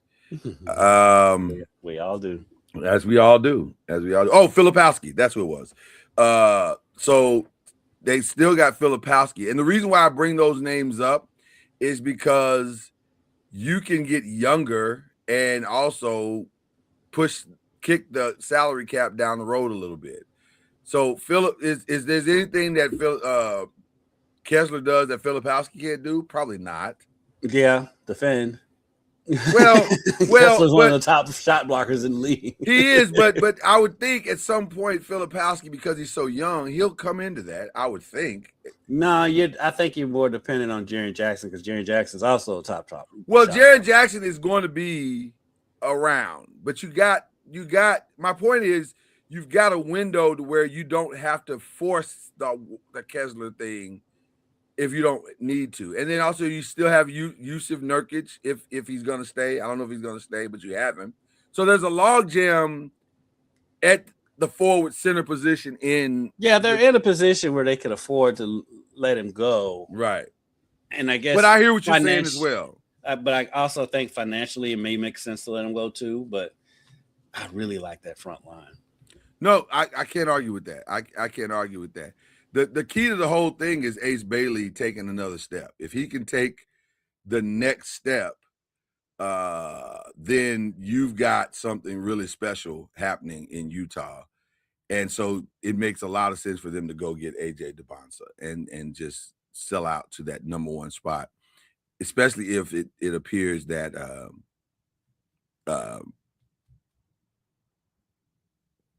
Peterson will be available at the spot that they would trade out. I guess they would do some type of pick flop, and then also whatever extra stuff they can get from the Jazz. Jazz got a lot of picks from everybody, so they can get some extra stuff if they need it.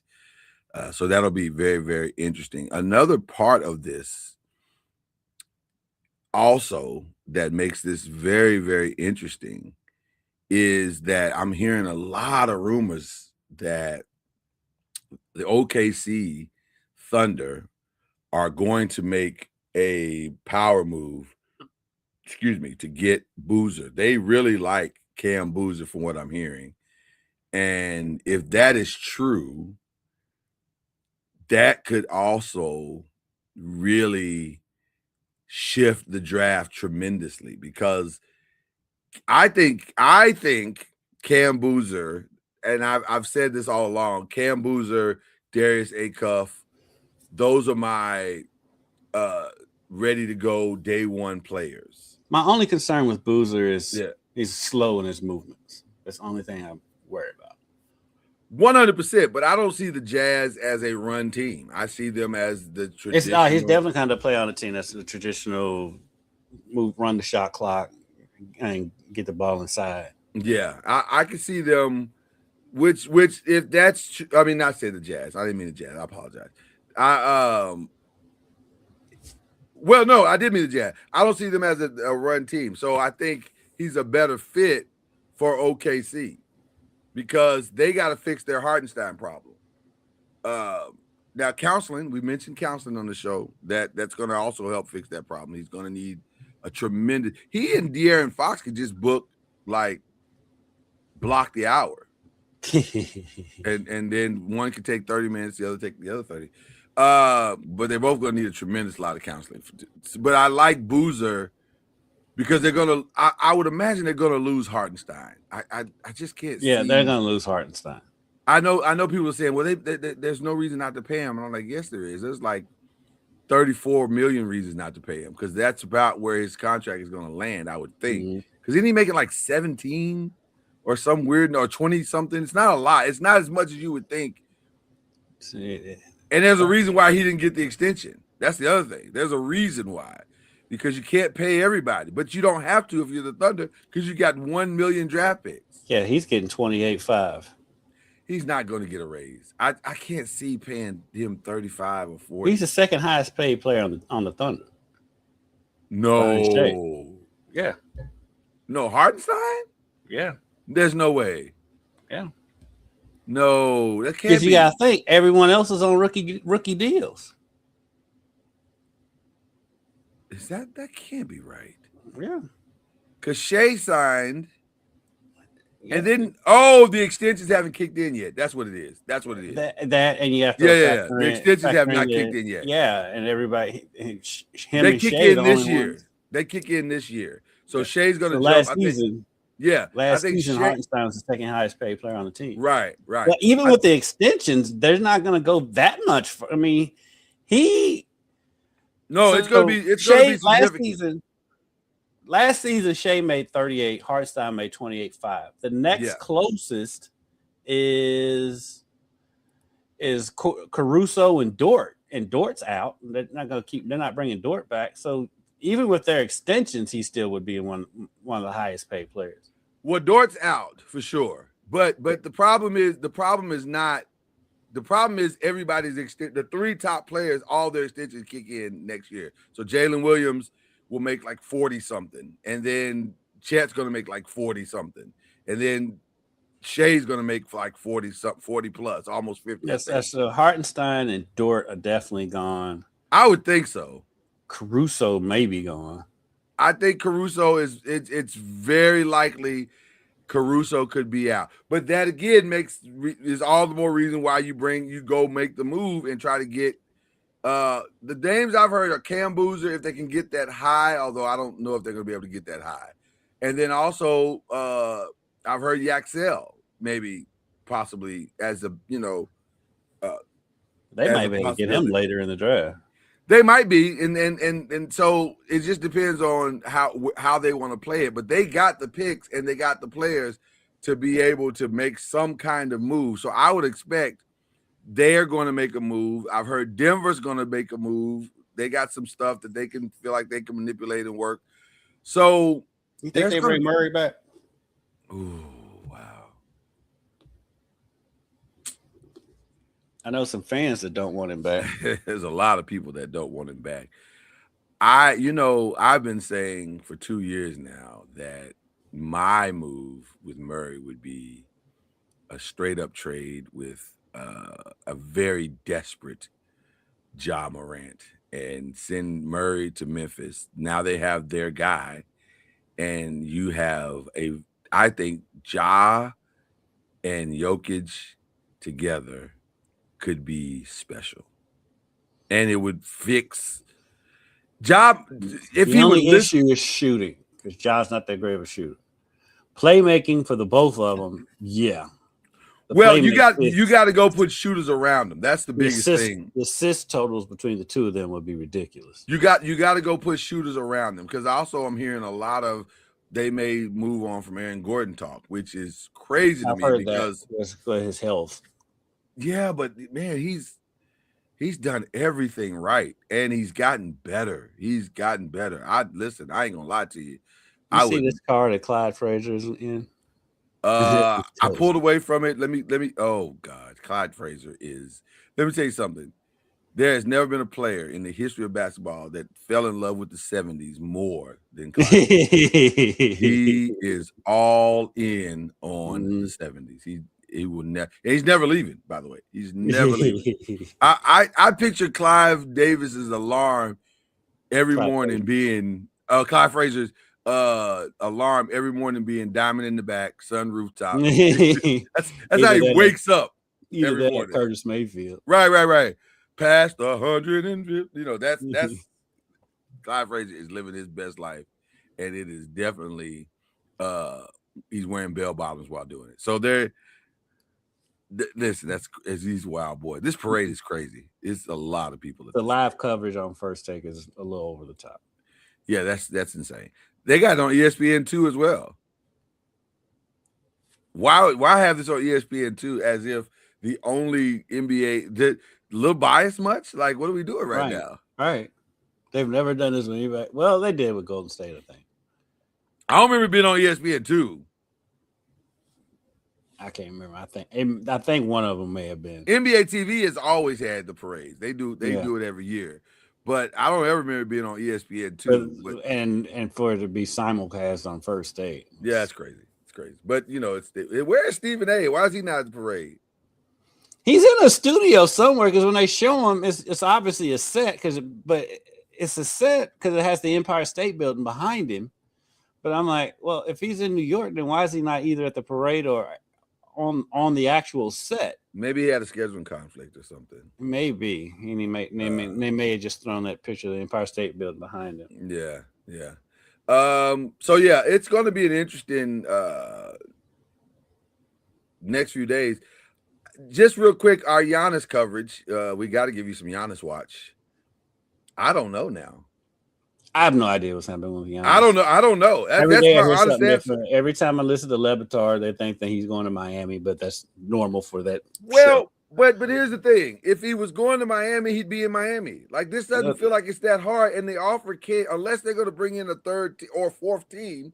I don't know what else they can offer him than what they've offered him. There's not that many options. I mean, that's just that show. They think Well, I guess what I'm saying is, like, I have to believe when they say that Milwaukee has not gotten an offer from Miami that they would be willing to pull the trigger on. That makes sense to me, because Miami ain't got nothing.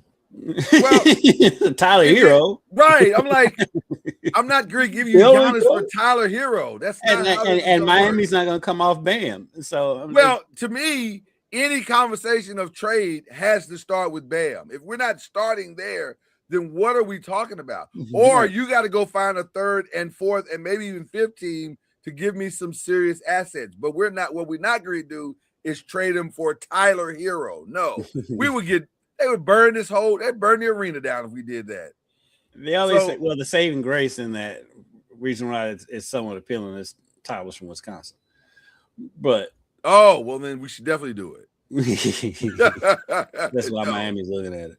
But I mean, the one that makes the most sense is Boston. It's Boston, right? So, but then the problem is yesterday, Jalen kind of mucked up the waters by saying I don't necessarily want to be in Milwaukee, and if you and he's eligible for an extension. So if you, by the way, that man's gonna make $70 million per year on his next contract, which is insane. But yes, if you're Milwaukee, you can't lose on this trade. That's the biggest thing that's slowing down the trade. You can't lose if you're Milwaukee. You have to win or at least it has to look like you won in this trade. And that's the problem. A departing Jaylen Brown is a loss. And like the teams around the league know that. And so they're getting all low ball deals. Everybody's low balling them because they know getting out altogether, which is what I think my Lakers have done. They know Giannis wants out. Yeah, Milwaukee, rightfully so, wants comparable to what they should get for him, and they want pieces in return. Yeah, but they're not going to get it, and so they're going to have to come down on what they want. Because if they want to do you this also deal, throw in the teams are starting to view Giannis as older now, and he is older now, and they're looking at the wear and tear. So they're like, if we get him, great, but if we don't, I think we're gonna be all right. I'll tell you, the shocker to me the other day was hearing the legend, the Hall of Famer, Mike Wilbon say, "I don't trust Giannis," and I was like, really? And he made some very strong, compelling points. Yeah. He made some very strong, compelling points. And I was like, yeah. Oh, yeah. Okay. You couldn't really argue with it. It was very interesting. So if that is the and here's what you know about Michael Wilbon, who's been doing this 40 plus years. He didn't just come up with that out of the air. No. He's talked to some people. And I think there may be a sentiment out there that maybe the bloom is off the rose, the age, the injury, the ironically, on First Take, it's coming up right now. These making statements. That didn't come out of nowhere. That came from somewhere. And if that's the case, then I can see, because it feels like my Lakers have pulled back tremendously on a lot of earlier talk. And listen, what I've always said about this offseason with the Lakers, you've got a ton of money. Don't do anything stupid. Just don't do anything stupid. There's a path to respectability that doesn't involve Giannis. Yeah. So I would rather take the path of that than to go or cap strike our team and we can't function because we've committed all of our money to two guys. Right. So that's why I like the Kessler move for them. I love the Kessler move. There's a few other moves out there that are interesting to me. Apparently, the New Orleans Pelicans are having a yard sale. There's a lot of pieces that you can steal from them, like Herb Jones, like Trey Murphy. Yeah. Apparently, Zion's even on the table, which Zion should be on the table. Zion should have been on the table. The problem is people have seen him play. So well, they don't trust him, but he did play. There's no. He played. He finished the season. Technically, he played almost all season last year. So technically, he was there. There's nothing memorable about what he did last season. I don't even know what he averaged. Like I don't remember. I think statistically he may have had one of his best seasons he's had. It's just the Pelicans. They weren't in contention, so nobody paid attention. Well, it's amazing how that happens when you're available. Yeah. So I would definitely call New Orleans and start having some conversations about certain players that they have, because they do have some really good, interesting pieces on that team. I'll tell you, a point guard. You're talking about a point guard that needs to be stolen and freed from his circumstances. If he's healthy now, DeJounte Murray would be a massive pickup for somebody. I can't understand why DeJounte Murray. Well, he only played 14 games last season. Well, yeah, he Why spent most can't of the season. he pick anywhere? Not still trying to come back from that injury. So Zion averaged 21 points, just under 6 rebounds. He needs a new environment. He played 62 out of the 82 last year, which for him is massive. Yeah, that's massive. So, but I think they're over it. I think Joe Dumars is over it. I think they're ready to move on. I just don't know who. I didn't understand. They've done some weird draft moves too, like when because they drafted Derek Queen pretty high. Yeah, the only people that they said are untouchable is Favors. Is it Favors? Fears. I can forget. I get the names confused. But Fears and Queen, those are the only two players that are untouchable, as the reports are. Herb Jones would be a good pickup. Oh, he'd be massive. That'd be a great pickup. To me, the Laker path is easy, especially if you're going to keep Austin Reeves, which it appears all indications are they're going to do it. That's fine. But now you got to put nothing but dogs around them. Yes, and I would go. I think Herb Jones would be a good fit for them. Herb Jones would be great. Robert Williams is another. Trey Murphy would be good for him too. Trey Murphy would be good. Either one of them would be fantastic. There is a path. That's what I'm saying.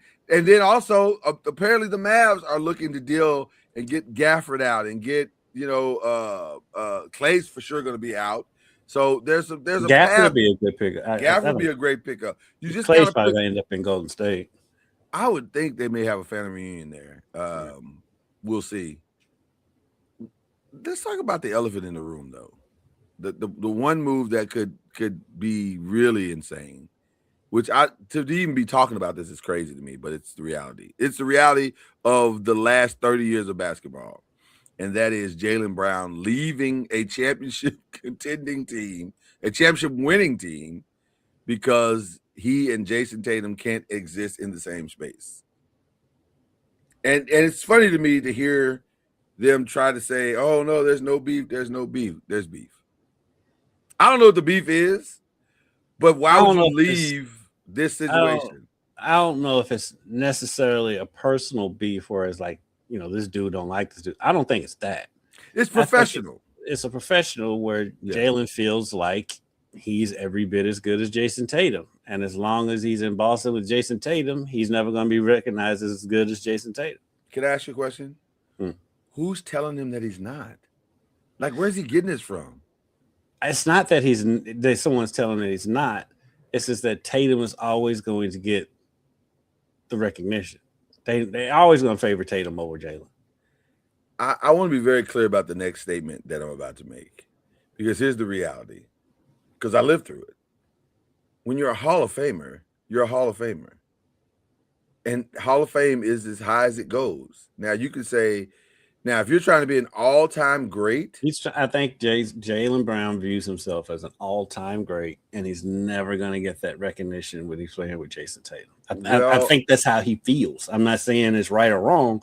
I'm saying that's just the vibe I get off of it. And what I would say to Jaylen is be careful what you ask for. Be careful what you ask for. Because here's the best way I can describe what I'm saying. Shaq is an all-time great.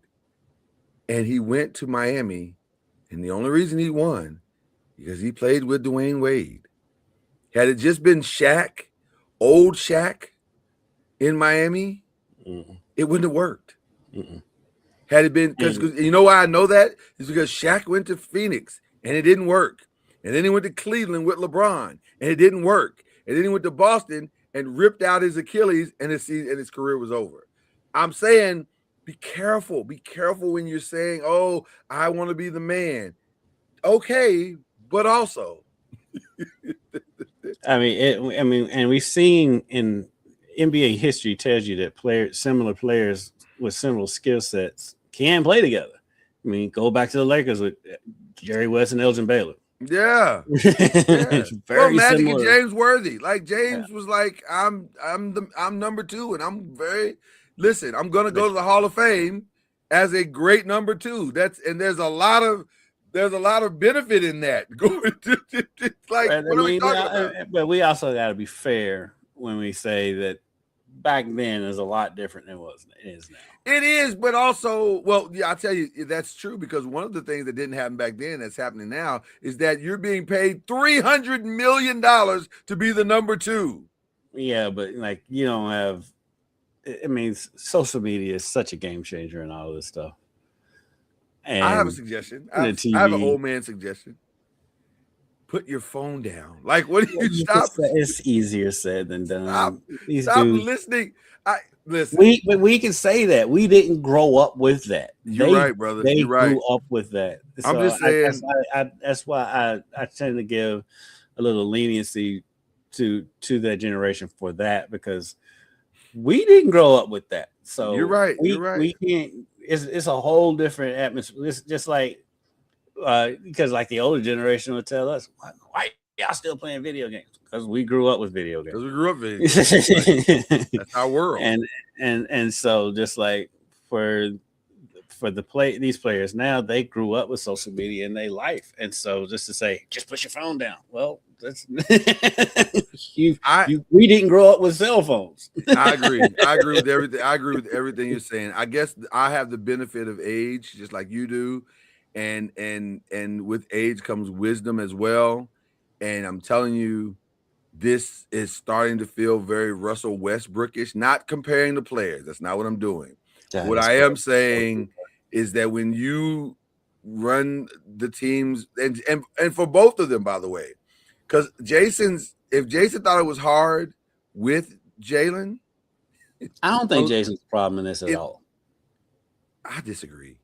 Because if they don't get Giannis, then if Jalen doesn't want to play there, which by the way, whether they get Giannis or not, I think Jalen's gone. So if they don't get Giannis, do you have Boston winning the title next year? That depends on who they get.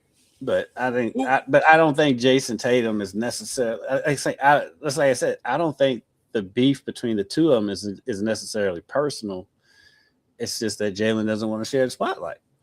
And like I said, as a 50-year-old man, I'm like, you tripping. But I can also look at it as a 20-something-year-old man, and I'm thinking I'm just as good as this dude. I can leave. And the year when this dude was out, I had us top 3 in the conference. I can see where the man's coming from. I really can. I can see it. I just think it's listen.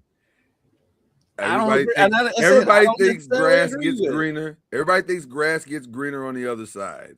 It's just grass. But we've seen it. We've seen it. It's like okay. As much as people want to immortalize Kobe and act like Kobe walked on water. Kobe had his moments. Kobe asked to be traded from 100%. And that's one of the reasons why.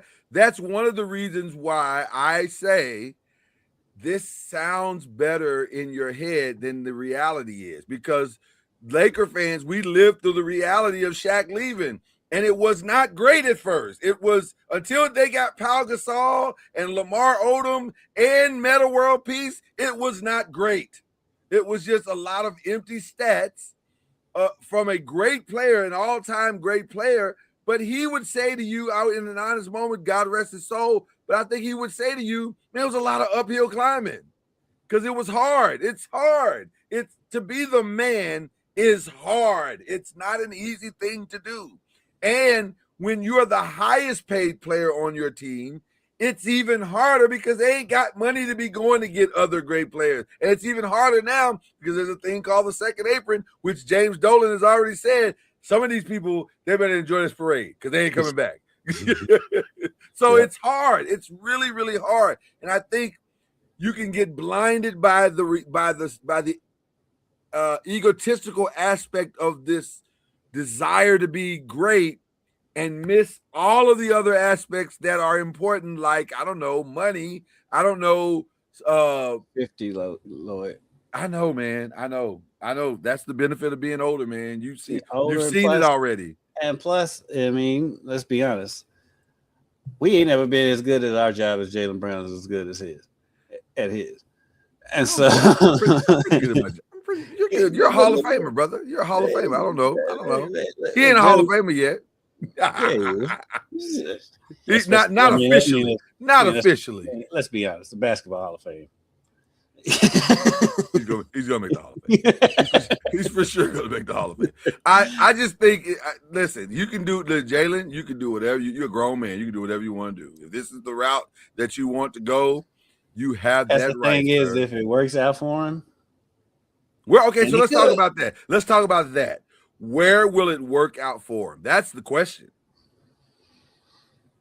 Because the names I've heard so far, I'm a little shocked, to be honest with you. The names that the people that are going to go after him, I've heard Golden State, which makes all the sense in the world, because that is, to me, that makes the most sense, because guess what? They don't have a plan B right now. They don't have a post-Steph plan. they don't, right. So that makes the most sense to me. Now, are they prepared to do all of the things that it takes to get him? I don't know. That's I don't the even real know question. that. What do they have to? Are they prepared to do them? Yes. Do they have the tools to do it? No. Well, they got to give up they got to F them picks, which has been a theory of mine for the last 2 or 3 days now. That's been my theory on 2K. Yeah, F them picks. It's over. Forget the picks. You don't need them. So I'd give up every pick we had for the next 4 or 5 years. And that's then, all they have to offer. Right. Well, you could, if you want to, you could offer Jimmy Butler. I mean, that's aging Jimmy Butler doesn't take away the shine from Jason Tatum. He is, but that's what else is out there that's even close to comparable? Be honest. They're not getting Giannis. Not because Jalen doesn't want to go to Milwaukee. They can sweeten that pot. With what? They got to bring in some other teams to sweeten that pot. Really good. Yeah, I heard Clippers, which is the most Clipper thing ever to hear that the Clippers are part of anything right now. Right. They got bigger problems. Still trying to stay out of jail. Can we do? Can we focus on the big picture if you're the Clippers? Well, he ain't going to jail. But who's not going to jail? Bomber. Rich people don't go to jail. Kawhi. A rich person's already gone to jail. Who? The CEO of Ascension is going to jail. He ain't Steve Ballmer rich. No, now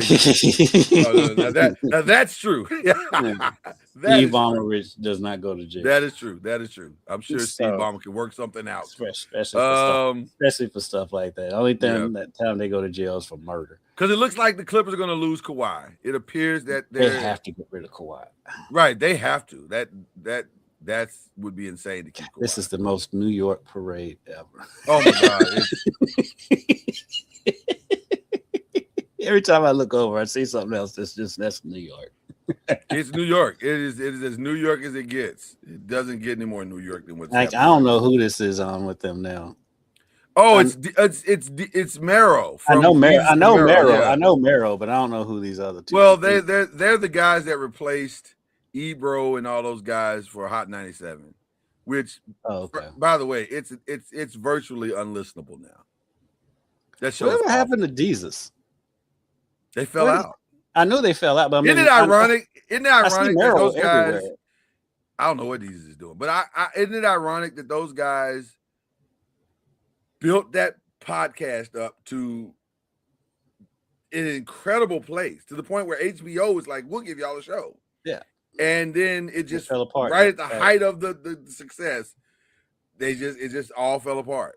I never thought about it to just now how much Mero looks like Karl Anthony Towns. Oh my God! If I'm being honest, for like a half a second here, I was thinking, why is Karl Anthony Towns with these random people? And then I realized it wasn't Karl Anthony Towns. Clippers, Golden State. That's the other part of it that that when talking about it. Again, it's us with age and wisdom or whatever. Yeah. Where are you gonna go? If you're Jalen, where are you gonna go?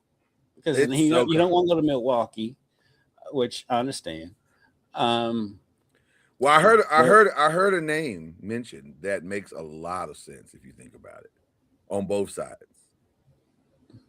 Utah. Miami? No, Utah. Utah? What, give up the pick? Give up picks, maybe give up a couple of players, Would you? And I'm just asking. I don't know. I know where you're going, but go ahead. Would you give up the number 2 pick? Yes, for Jaylen Brown? I would. Bird in the hand. Bird in the hand. Because you know why I do it? Because I got other picks. And if I'm the Celtics, I'd do it in a heartbeat. I got other picks. I would say this. Matter of fact, I'll take it a step further. Not young. I know, but I'll take it a step further. You're not gonna like it, but I'm gonna tell you it anyway. That whole roster's open to me. The only person that might be a little untouchable is Jaren Jackson, maybe. But other than that, I would make Jaren untouchable, and then I would let everybody else. Yeah, but everybody else. But I mean, honestly though, if you're giving up the number 2 pick, you ain't gotta give up nothing else. That's especially what I say. This draft.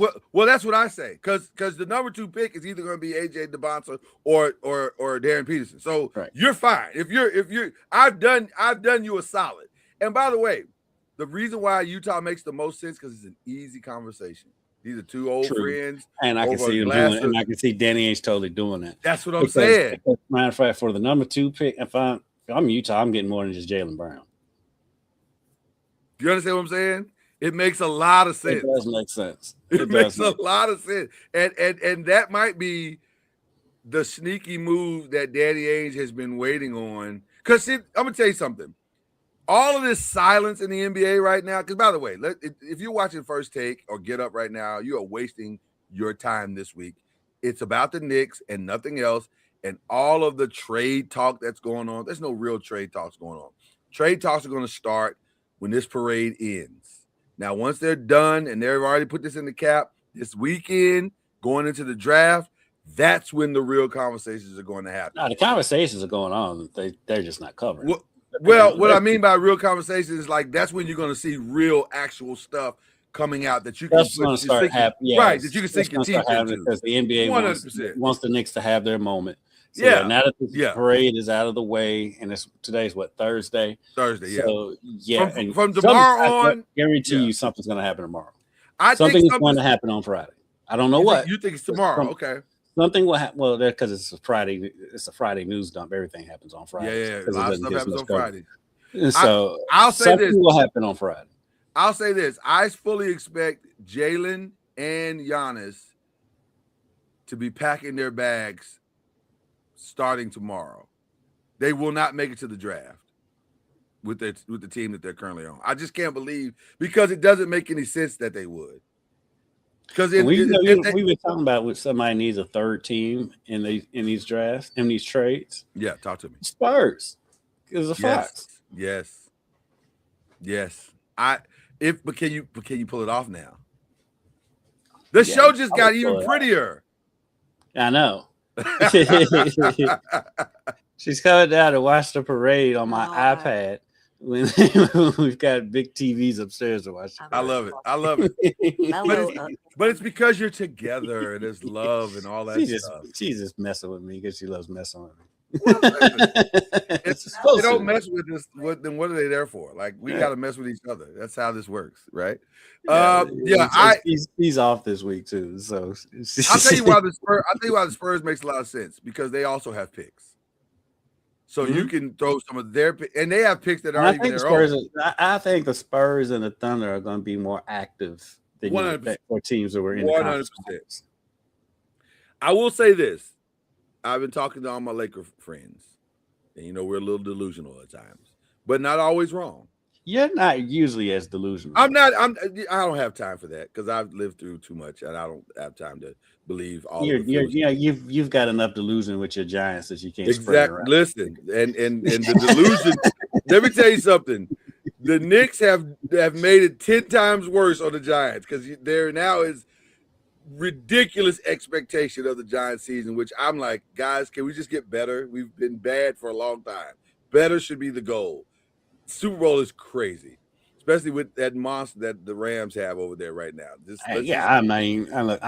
I'm the most excited I've been about my Cowboys in years, and I am like, they ain't doing that. Yeah, let's just get better. But we just gotta hope the Rams get upset. Right, or something happens. Yeah, there is a thing that's happening that is interesting to me. I was offered this reality, and I said, I will pay attention to that. Jokic has not signed his extension. Mm-hmm.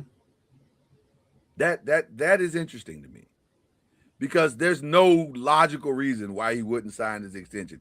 Jokic is going to make $70 million a year if he wants it. No, he may be making more than that. Like whatever the cap is, whatever the max amount you can pay a guy, that's his salary. Jokic could throw a monkey wrench into the whole offseason. I have a sneaking suspicion. And here's the thing also that was offered to me. And to me, it's the best thing that tells me the Lakers are It up to makes something. sense. I already know. It makes sense. Well, here's the thing that made the most sense to me. The Lakers, for the first time in a long time, have said nothing. Mm-hmm. There's been no leaks. There's been no conversations. There have been no mentions on any platforms other than Magic trying to stir something up about LeBron the other day. But for the most part, there's been nothing out of the Lakers, which is refreshing because that's one of the big things I used to hate about the Lakers. Like, why y'all got to talk about it? Shut up. You feel my pain with the Cowboys. Right. Shut up. And we're both having the same feeling like, oh, things have been quiet lately. Which is how you get massive deals done. You do it in the shadows, you do it in the quiet, and then it emerges. And then everybody on TV is thrilled because they just found out this crazy thing that nobody saw coming, i.e. Luka. That's how you get them done. So, and here's the other thing that I have to remind people about, why the Jokic thing could be real. That man spent $10 billion to buy this franchise. He wants a champion on the court. Nobody's trying to go out in the first round. Nobody's trying to go out in the second round. He wants to be where the Spurs and the OKC, he wants to at least be in those conversations. And the only way to do that is to hit home runs or so many doubles and triples that you become a competitor. There's only a few paths to that. Because I hadn't thought about if the Lakers can pull that off. I don't know what you do with LeBron in that situation. I think at that point, unless LeBron is willing to take a massive pay cut, which, by the way, the part that nobody talks about on these podcasts or on TV about the LeBron situation, that man got a wife who has followed him around for the last 25 years. I can almost guarantee you she ain't leaving LA. Stephen A. does. That's one thing that Stephen A. does report. He's like, she's not trying to move around anymore. She is not moving. Yeah, she ain't leaving LA. That is off the table. So if he wants to go back to Cleveland, he will go back to Cleveland by himself. Right. You better get you a condo for 41 days out of the year. Right. But we're not doing that. And I think he's not leaving California. So that's why I do believe that if Golden State he's going to leave, it'll be Golden State. Right. Yeah. That's probably the only team that he would actually go to. But here's the other thing. From what I've been told and what I've read and what I've researched, they've already started conversations. And by they, I mean Rich Paul and the Lakers have started conversations. So they're going to tell Rich. Now, the only problem with Rich is Rich can't keep his damn mouth shut. No, he can't. My God, he talked too much. Him and LeBron, they talk too much. And so I think the Lakers might be holding it close to the vest because they're saying, listen, man, we got a plan, but we don't need that plan on Netflix.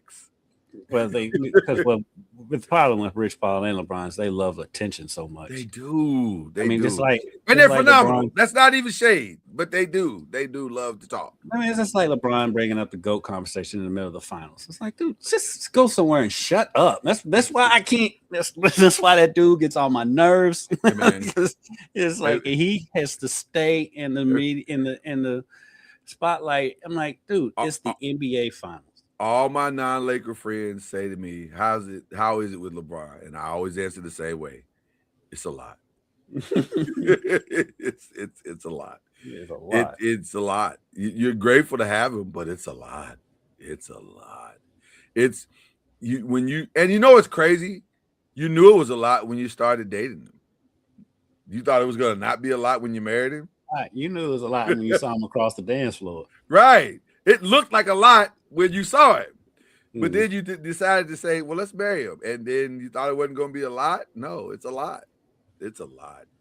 Birkin bags, red bottom shoes. It's a lot. Vacations weekly. It's a lot. It's a lot. So, I think Laker fans, it's crazy, and I've said this before. It's ironic that this guy will go down as one of the greatest basketball players of all time, and he may not even crack the top 5 of Lakers. It's my I think he'll be top 5, but he's not going to be barely. And Lakers fans, because it's always going to be Kobe, Magic, Kareem, Shaq, and then that's that 5th spot is where it gets tricky because some people will say Wilt, some people will say Jerry West, not just for what he did on the court, but the totality of who he was. I think because of age, I think that's where he'll get. At some point, right? It becomes people won't remember Jerry West, and they'll say, "Oh, it's LeBron." So I get it, but he won't be the greatest Laker of all time ever. It's always in Lakers fans' eyes, even though he's not. It's always going to be Kobe. It's Kobe or Magic. That's the conversation. I mean, in my opinion, Magic's the greatest Laker. Right. Magic is always going to be my greatest Laker of all time. Magic's my favorite player of all time. So him and Shaq are my 2 favorite players. So it's him and Mike. Yeah. So that's just an interesting situation. So going back to our original premise, if they pull this off, they're working on something. That's the best part of what's happening now is that I feel like there's actual adults in the room who have good common sense and they're going to work on something real. Listen, if you go back and look at the blueprint now, it's a different sport, I mind you, but the thought process of building a winner is the same. What he did with the Dodgers in the short amount of time that he's had the Dodgers, because people think he's had the Dodgers for 10 years. No, he had the Dodgers for like 8 years, 7 years. But to build it the way they have, they're going to compete the next 15, 20 years. Every year. They're going to be in a conversation for a World Series for the next 10 to 15 years. Yeah, part of that's because they don't have a salary cap. Well, part of that is that, but also he's created a flexibility that will allow him to go get whatever he wants when he needs to, which is what he's trying to do with the Lakers. While I like to give him that credit, he didn't give them that flexibility. Shohei gave him that flexibility. Now, okay, Shohei gave him that. But you got to give him some credit because that's a conversation. It's not just that Shohei said.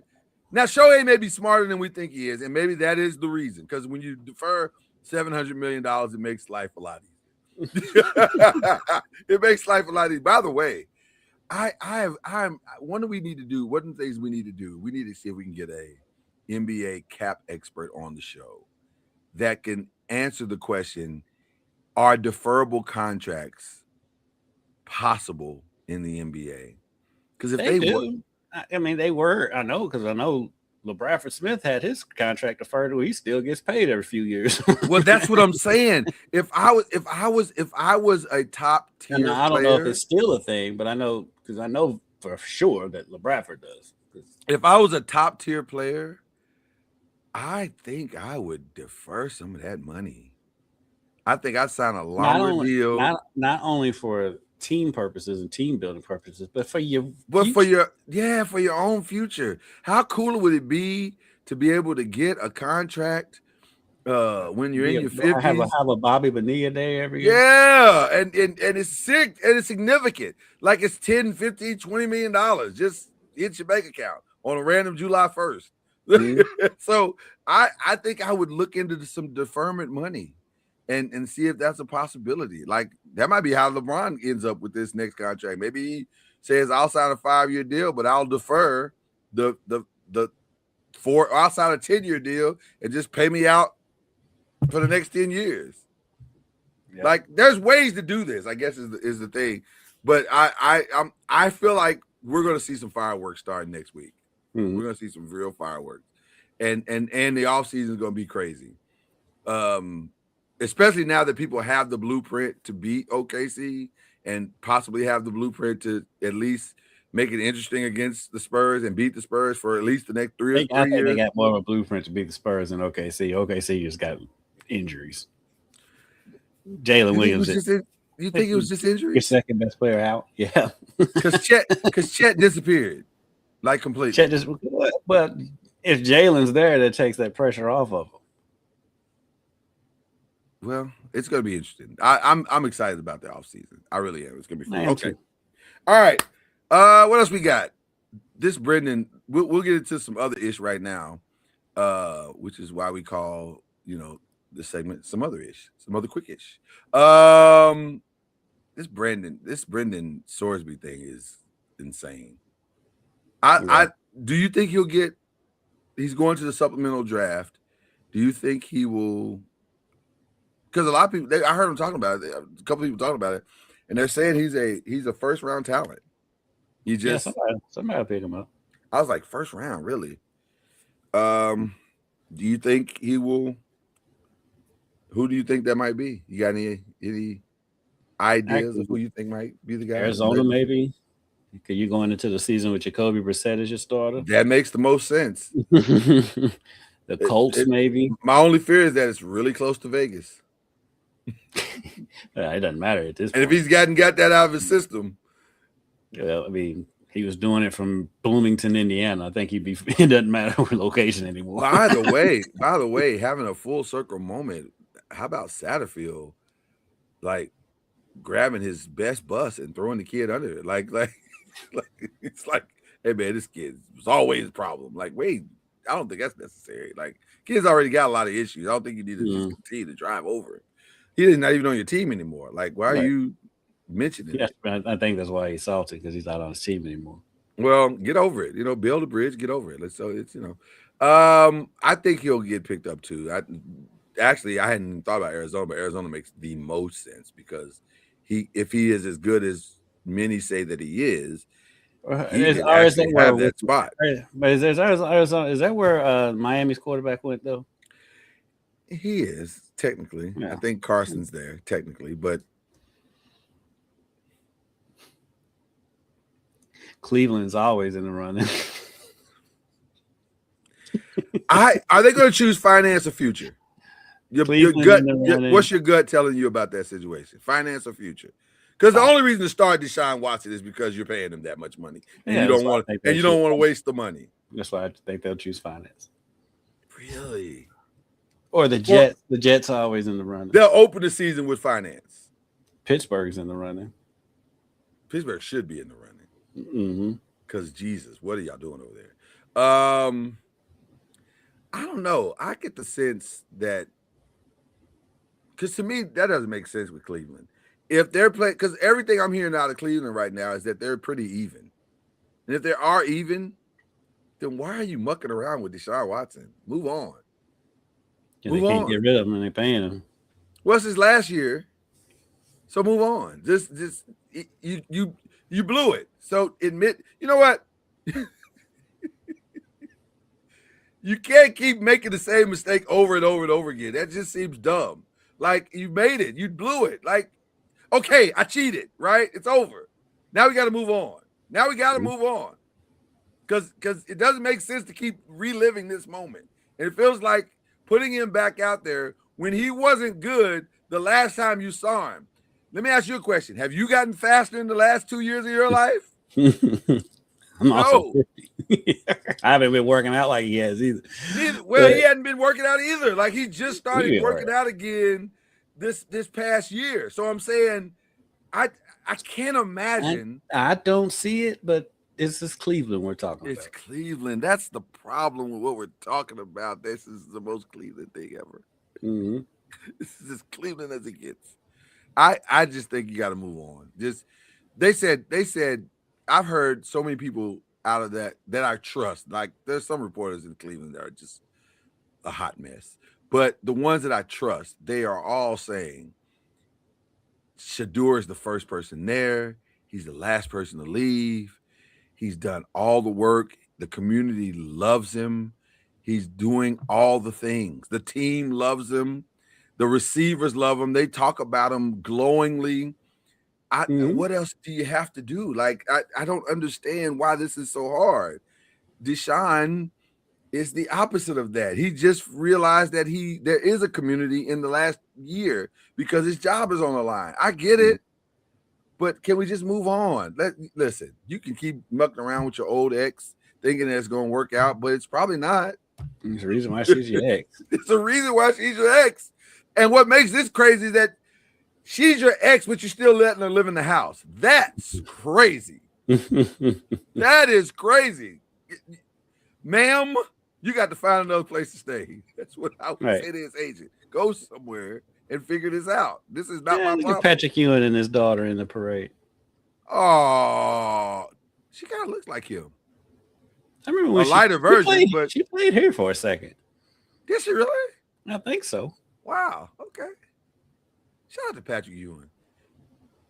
By the way, who's the greatest Knick now? Is it still Patrick Ewing? It hadn't been Patrick Ewing. Knicks fans will tell you Clyde. Well, old Knicks fans will tell you that. Young Knicks fans tell you that. I don't know if younger Knicks fans. I don't know if our generation would say Clyde. A lot of us didn't see Clyde play. But like it's been passed down. Yeah, it has been passed down. I agree with that. I would have said Pat is the greatest Knick. There's some that would say Carmelo's the greatest Knick, which I don't know why I don't know how you say that, but there's nobody born with a 19 in an age. Right. For sure, it's a 20 base comment. For sure. Maybe the greatest Knicks scorer though. I'll give him that. I'll definitely give him that. Although Jalen has made a strong case. Jalen right now though is the king of New York, and it's not close. Yep. That man will never pay for anything in that city again. His rent. Nobody on that roster will. Yeah, his mortgage might be free now. He and OG can eat anywhere they want. It's just a call. Mm-hmm. It's just a phone call now. They can just show up. They don't even got to call. They can just show up. Chef's choice. Whatever the chef wants to make, that's what we're eating. Mm-hmm. So it's a good time in New York for them. Okay. Rashid Rice is out. Yeah. You know what's crazy about that situation? That man went in as the best wide receiver that the Chiefs have, and he has come out as the best wide receiver that the Chiefs have. Their situation has not changed in any way, form, or fashion. They are stuck. Like they don't have any other. I take that back. They do have options that they're not pursuing. Because I'm hearing Stephon Diggs may end up in Washington on the Commanders, his hometown team, which makes a lot of sense. Mm-hmm. Makes a lot of sense. But I don't know. Wouldn't it be the most Chief thing to do is for them to take Brandon Ayuk? and all of a sudden his career just takes off again. And you're like, Jesus, these guys. So anyway, he's out. Do you have any problem with your boy showing up not playing? No concerns. He showed up. Overblown story. I say he showed up. He didn't play. He was out there. Yeah, he was. They showed a video of him. He was out there. Well, he went through some drills, but he wasn't like deeply entrenched. Which he's diving on I saw him diving on the ground for balls. So maybe some of my reports that I'm hearing are different because they're trying to force this narrative that's not there. And that's actually the point I was trying to make. Can we please get past this week so we can get into some other conversation? Because First Take and Get Up this has been a rough week. Yeah, they've been. They sit there and say that, and then they'll show video of him running around and doing stuff. I'm like, it's minicamp. It's the opening day of minicamp. What are y'all expecting them to do? Right. By the way, we will not be spending our training camp start of a training camp in East Rutherford. Oh, no, because you got the World Cup. We got the World Cup. So we're going to West Virginia. That makes sense. It's close. West Virginia makes sense to you? It's close. There's a lot of places close. Everywhere else has the World Cup. Boston, Philly, Washington, they all got the World Cup. Well, we're going to West Virginia. Some little place in West Virginia. I don't even remember the name of the place, but it's supposed to be nice. So it'll keep y'all out of trouble. Well, maybe, hopefully. We need to stay out of trouble. We definitely need to stay out of trouble. Man, the WNBA has been kind of, I don't want to say ratchet. Ratchet's not the right word, but it's prickly. Miles is balling, though. Let me tell you something, man. Hold on. Okay.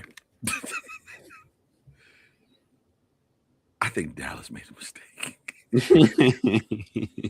She's showing. I think Dallas made a massive mistake. No, and there's no disrespect to AZ Fudd. She's phenomenal. She ain't Olivia Miles though. Mm-hmm. Oh my God, she's. Oh my God. I think they made a mistake. They chose love, and love, they say, conquers all. So maybe it will. Like Let's see. Maybe love will win out in the end. But oh boy, she is. They set her up to be Sam Bowie. Ooh, man, Olivia Miles is on fire, and she's talking her talk too. Mm-hmm. She wasn't like this in Notre Dame. She was rowdy, but she wasn't like ornery. She's ornery now. She was ornery at TCU though. She got ornery at TCU. Yeah. She said, "Get this floppy girl up out of here." I'm cooking her. I was like, Olivia, such rhetoric. I say it's very strong rhetoric. That's the rookie of the year, and it's not close. Like right now, that is a 1-of-1 race. Yep. That is a New York Marathon. She's running by herself. She is a Kenyan that is 5 miles ahead of the pack. Right now. Goodness gracious. Did you watch it last night? I saw her highlights. It's 31. And I mean 24 at first in half and on 10 of 11 shooting. I don't know. Dallas, I don't know. I just feels like they made a mistake. And somebody said, well, she wasn't the second pick in the draft. I mean, she wasn't the first pick in the draft. I was like, who was? If you wasn't picking AZ Fudd, I mean, if you wasn't picking the big center that went to UCLA, Lauren, or if you wasn't picking the other one, the 19-year-old from overseas, who else were you picking? Olivia Miles was the best guard, but you and I have been on Olivia Miles forever. We've been saying Olivia Miles' name for the past 5 years. She came out of high school. Yeah. Yes. So okay, Dallas. I mean, I feel like Deborah Cox should be singing right now. How did we get here? It feels like in 5 years we're gonna be saying y'all blew. But you know what's funny to me about WNBA right now? All of the new blood is ornery right now. Like Angel's ornery right now. She's been almost fighting everyone in practically every game she's played this season. But she's balling though. She's balling, and they got the Dream playing better. Now a lot of that's got to do with Rakia, but yeah. but they're playing better. The Dream look like contenders. And then Paige is balling. I don't know, man. This new blood is different. All right. I'm gonna have to wrap it up. So let's do the shout outs real quick. Okay, let's do the shout outs. Oh, you know what? I didn't even look at the time. Okay, yes, let's do the shout outs. So who we shouting out, brother? Shout out to Louisville Kings, UFL champions. Yes. Look at that. And my cousin Mo Owens, the defensive backs coach. Look at that. That's really, you know what? We haven't done this in a while. It's probably necessary at this point. And that was a humble flex. Ordinarily, I would argue that, but you can't argue that, and you should. Because of my kinfolk. Sometimes you want a humble flex. So shout out, and also shout out to the kicker who's going to New Orleans, and I guess a couple of receivers that are going to Detroit. 2 receivers going to the Detroit Lions. Yeah, so that's Lucky Jackson and I'm sorry, the other dude, I can't think of his name right now, but yeah. Big time stuff going on. Okay, I'll let my shout outs be yours. My shout outs be what you shouted out. I think that's enough. Shouting out for today. We love each and every one of you. Shout out to our guy Raven, who is just amazing. That was dope as heck. Mm-hmm. And with that being said, cue the whistle. Come true.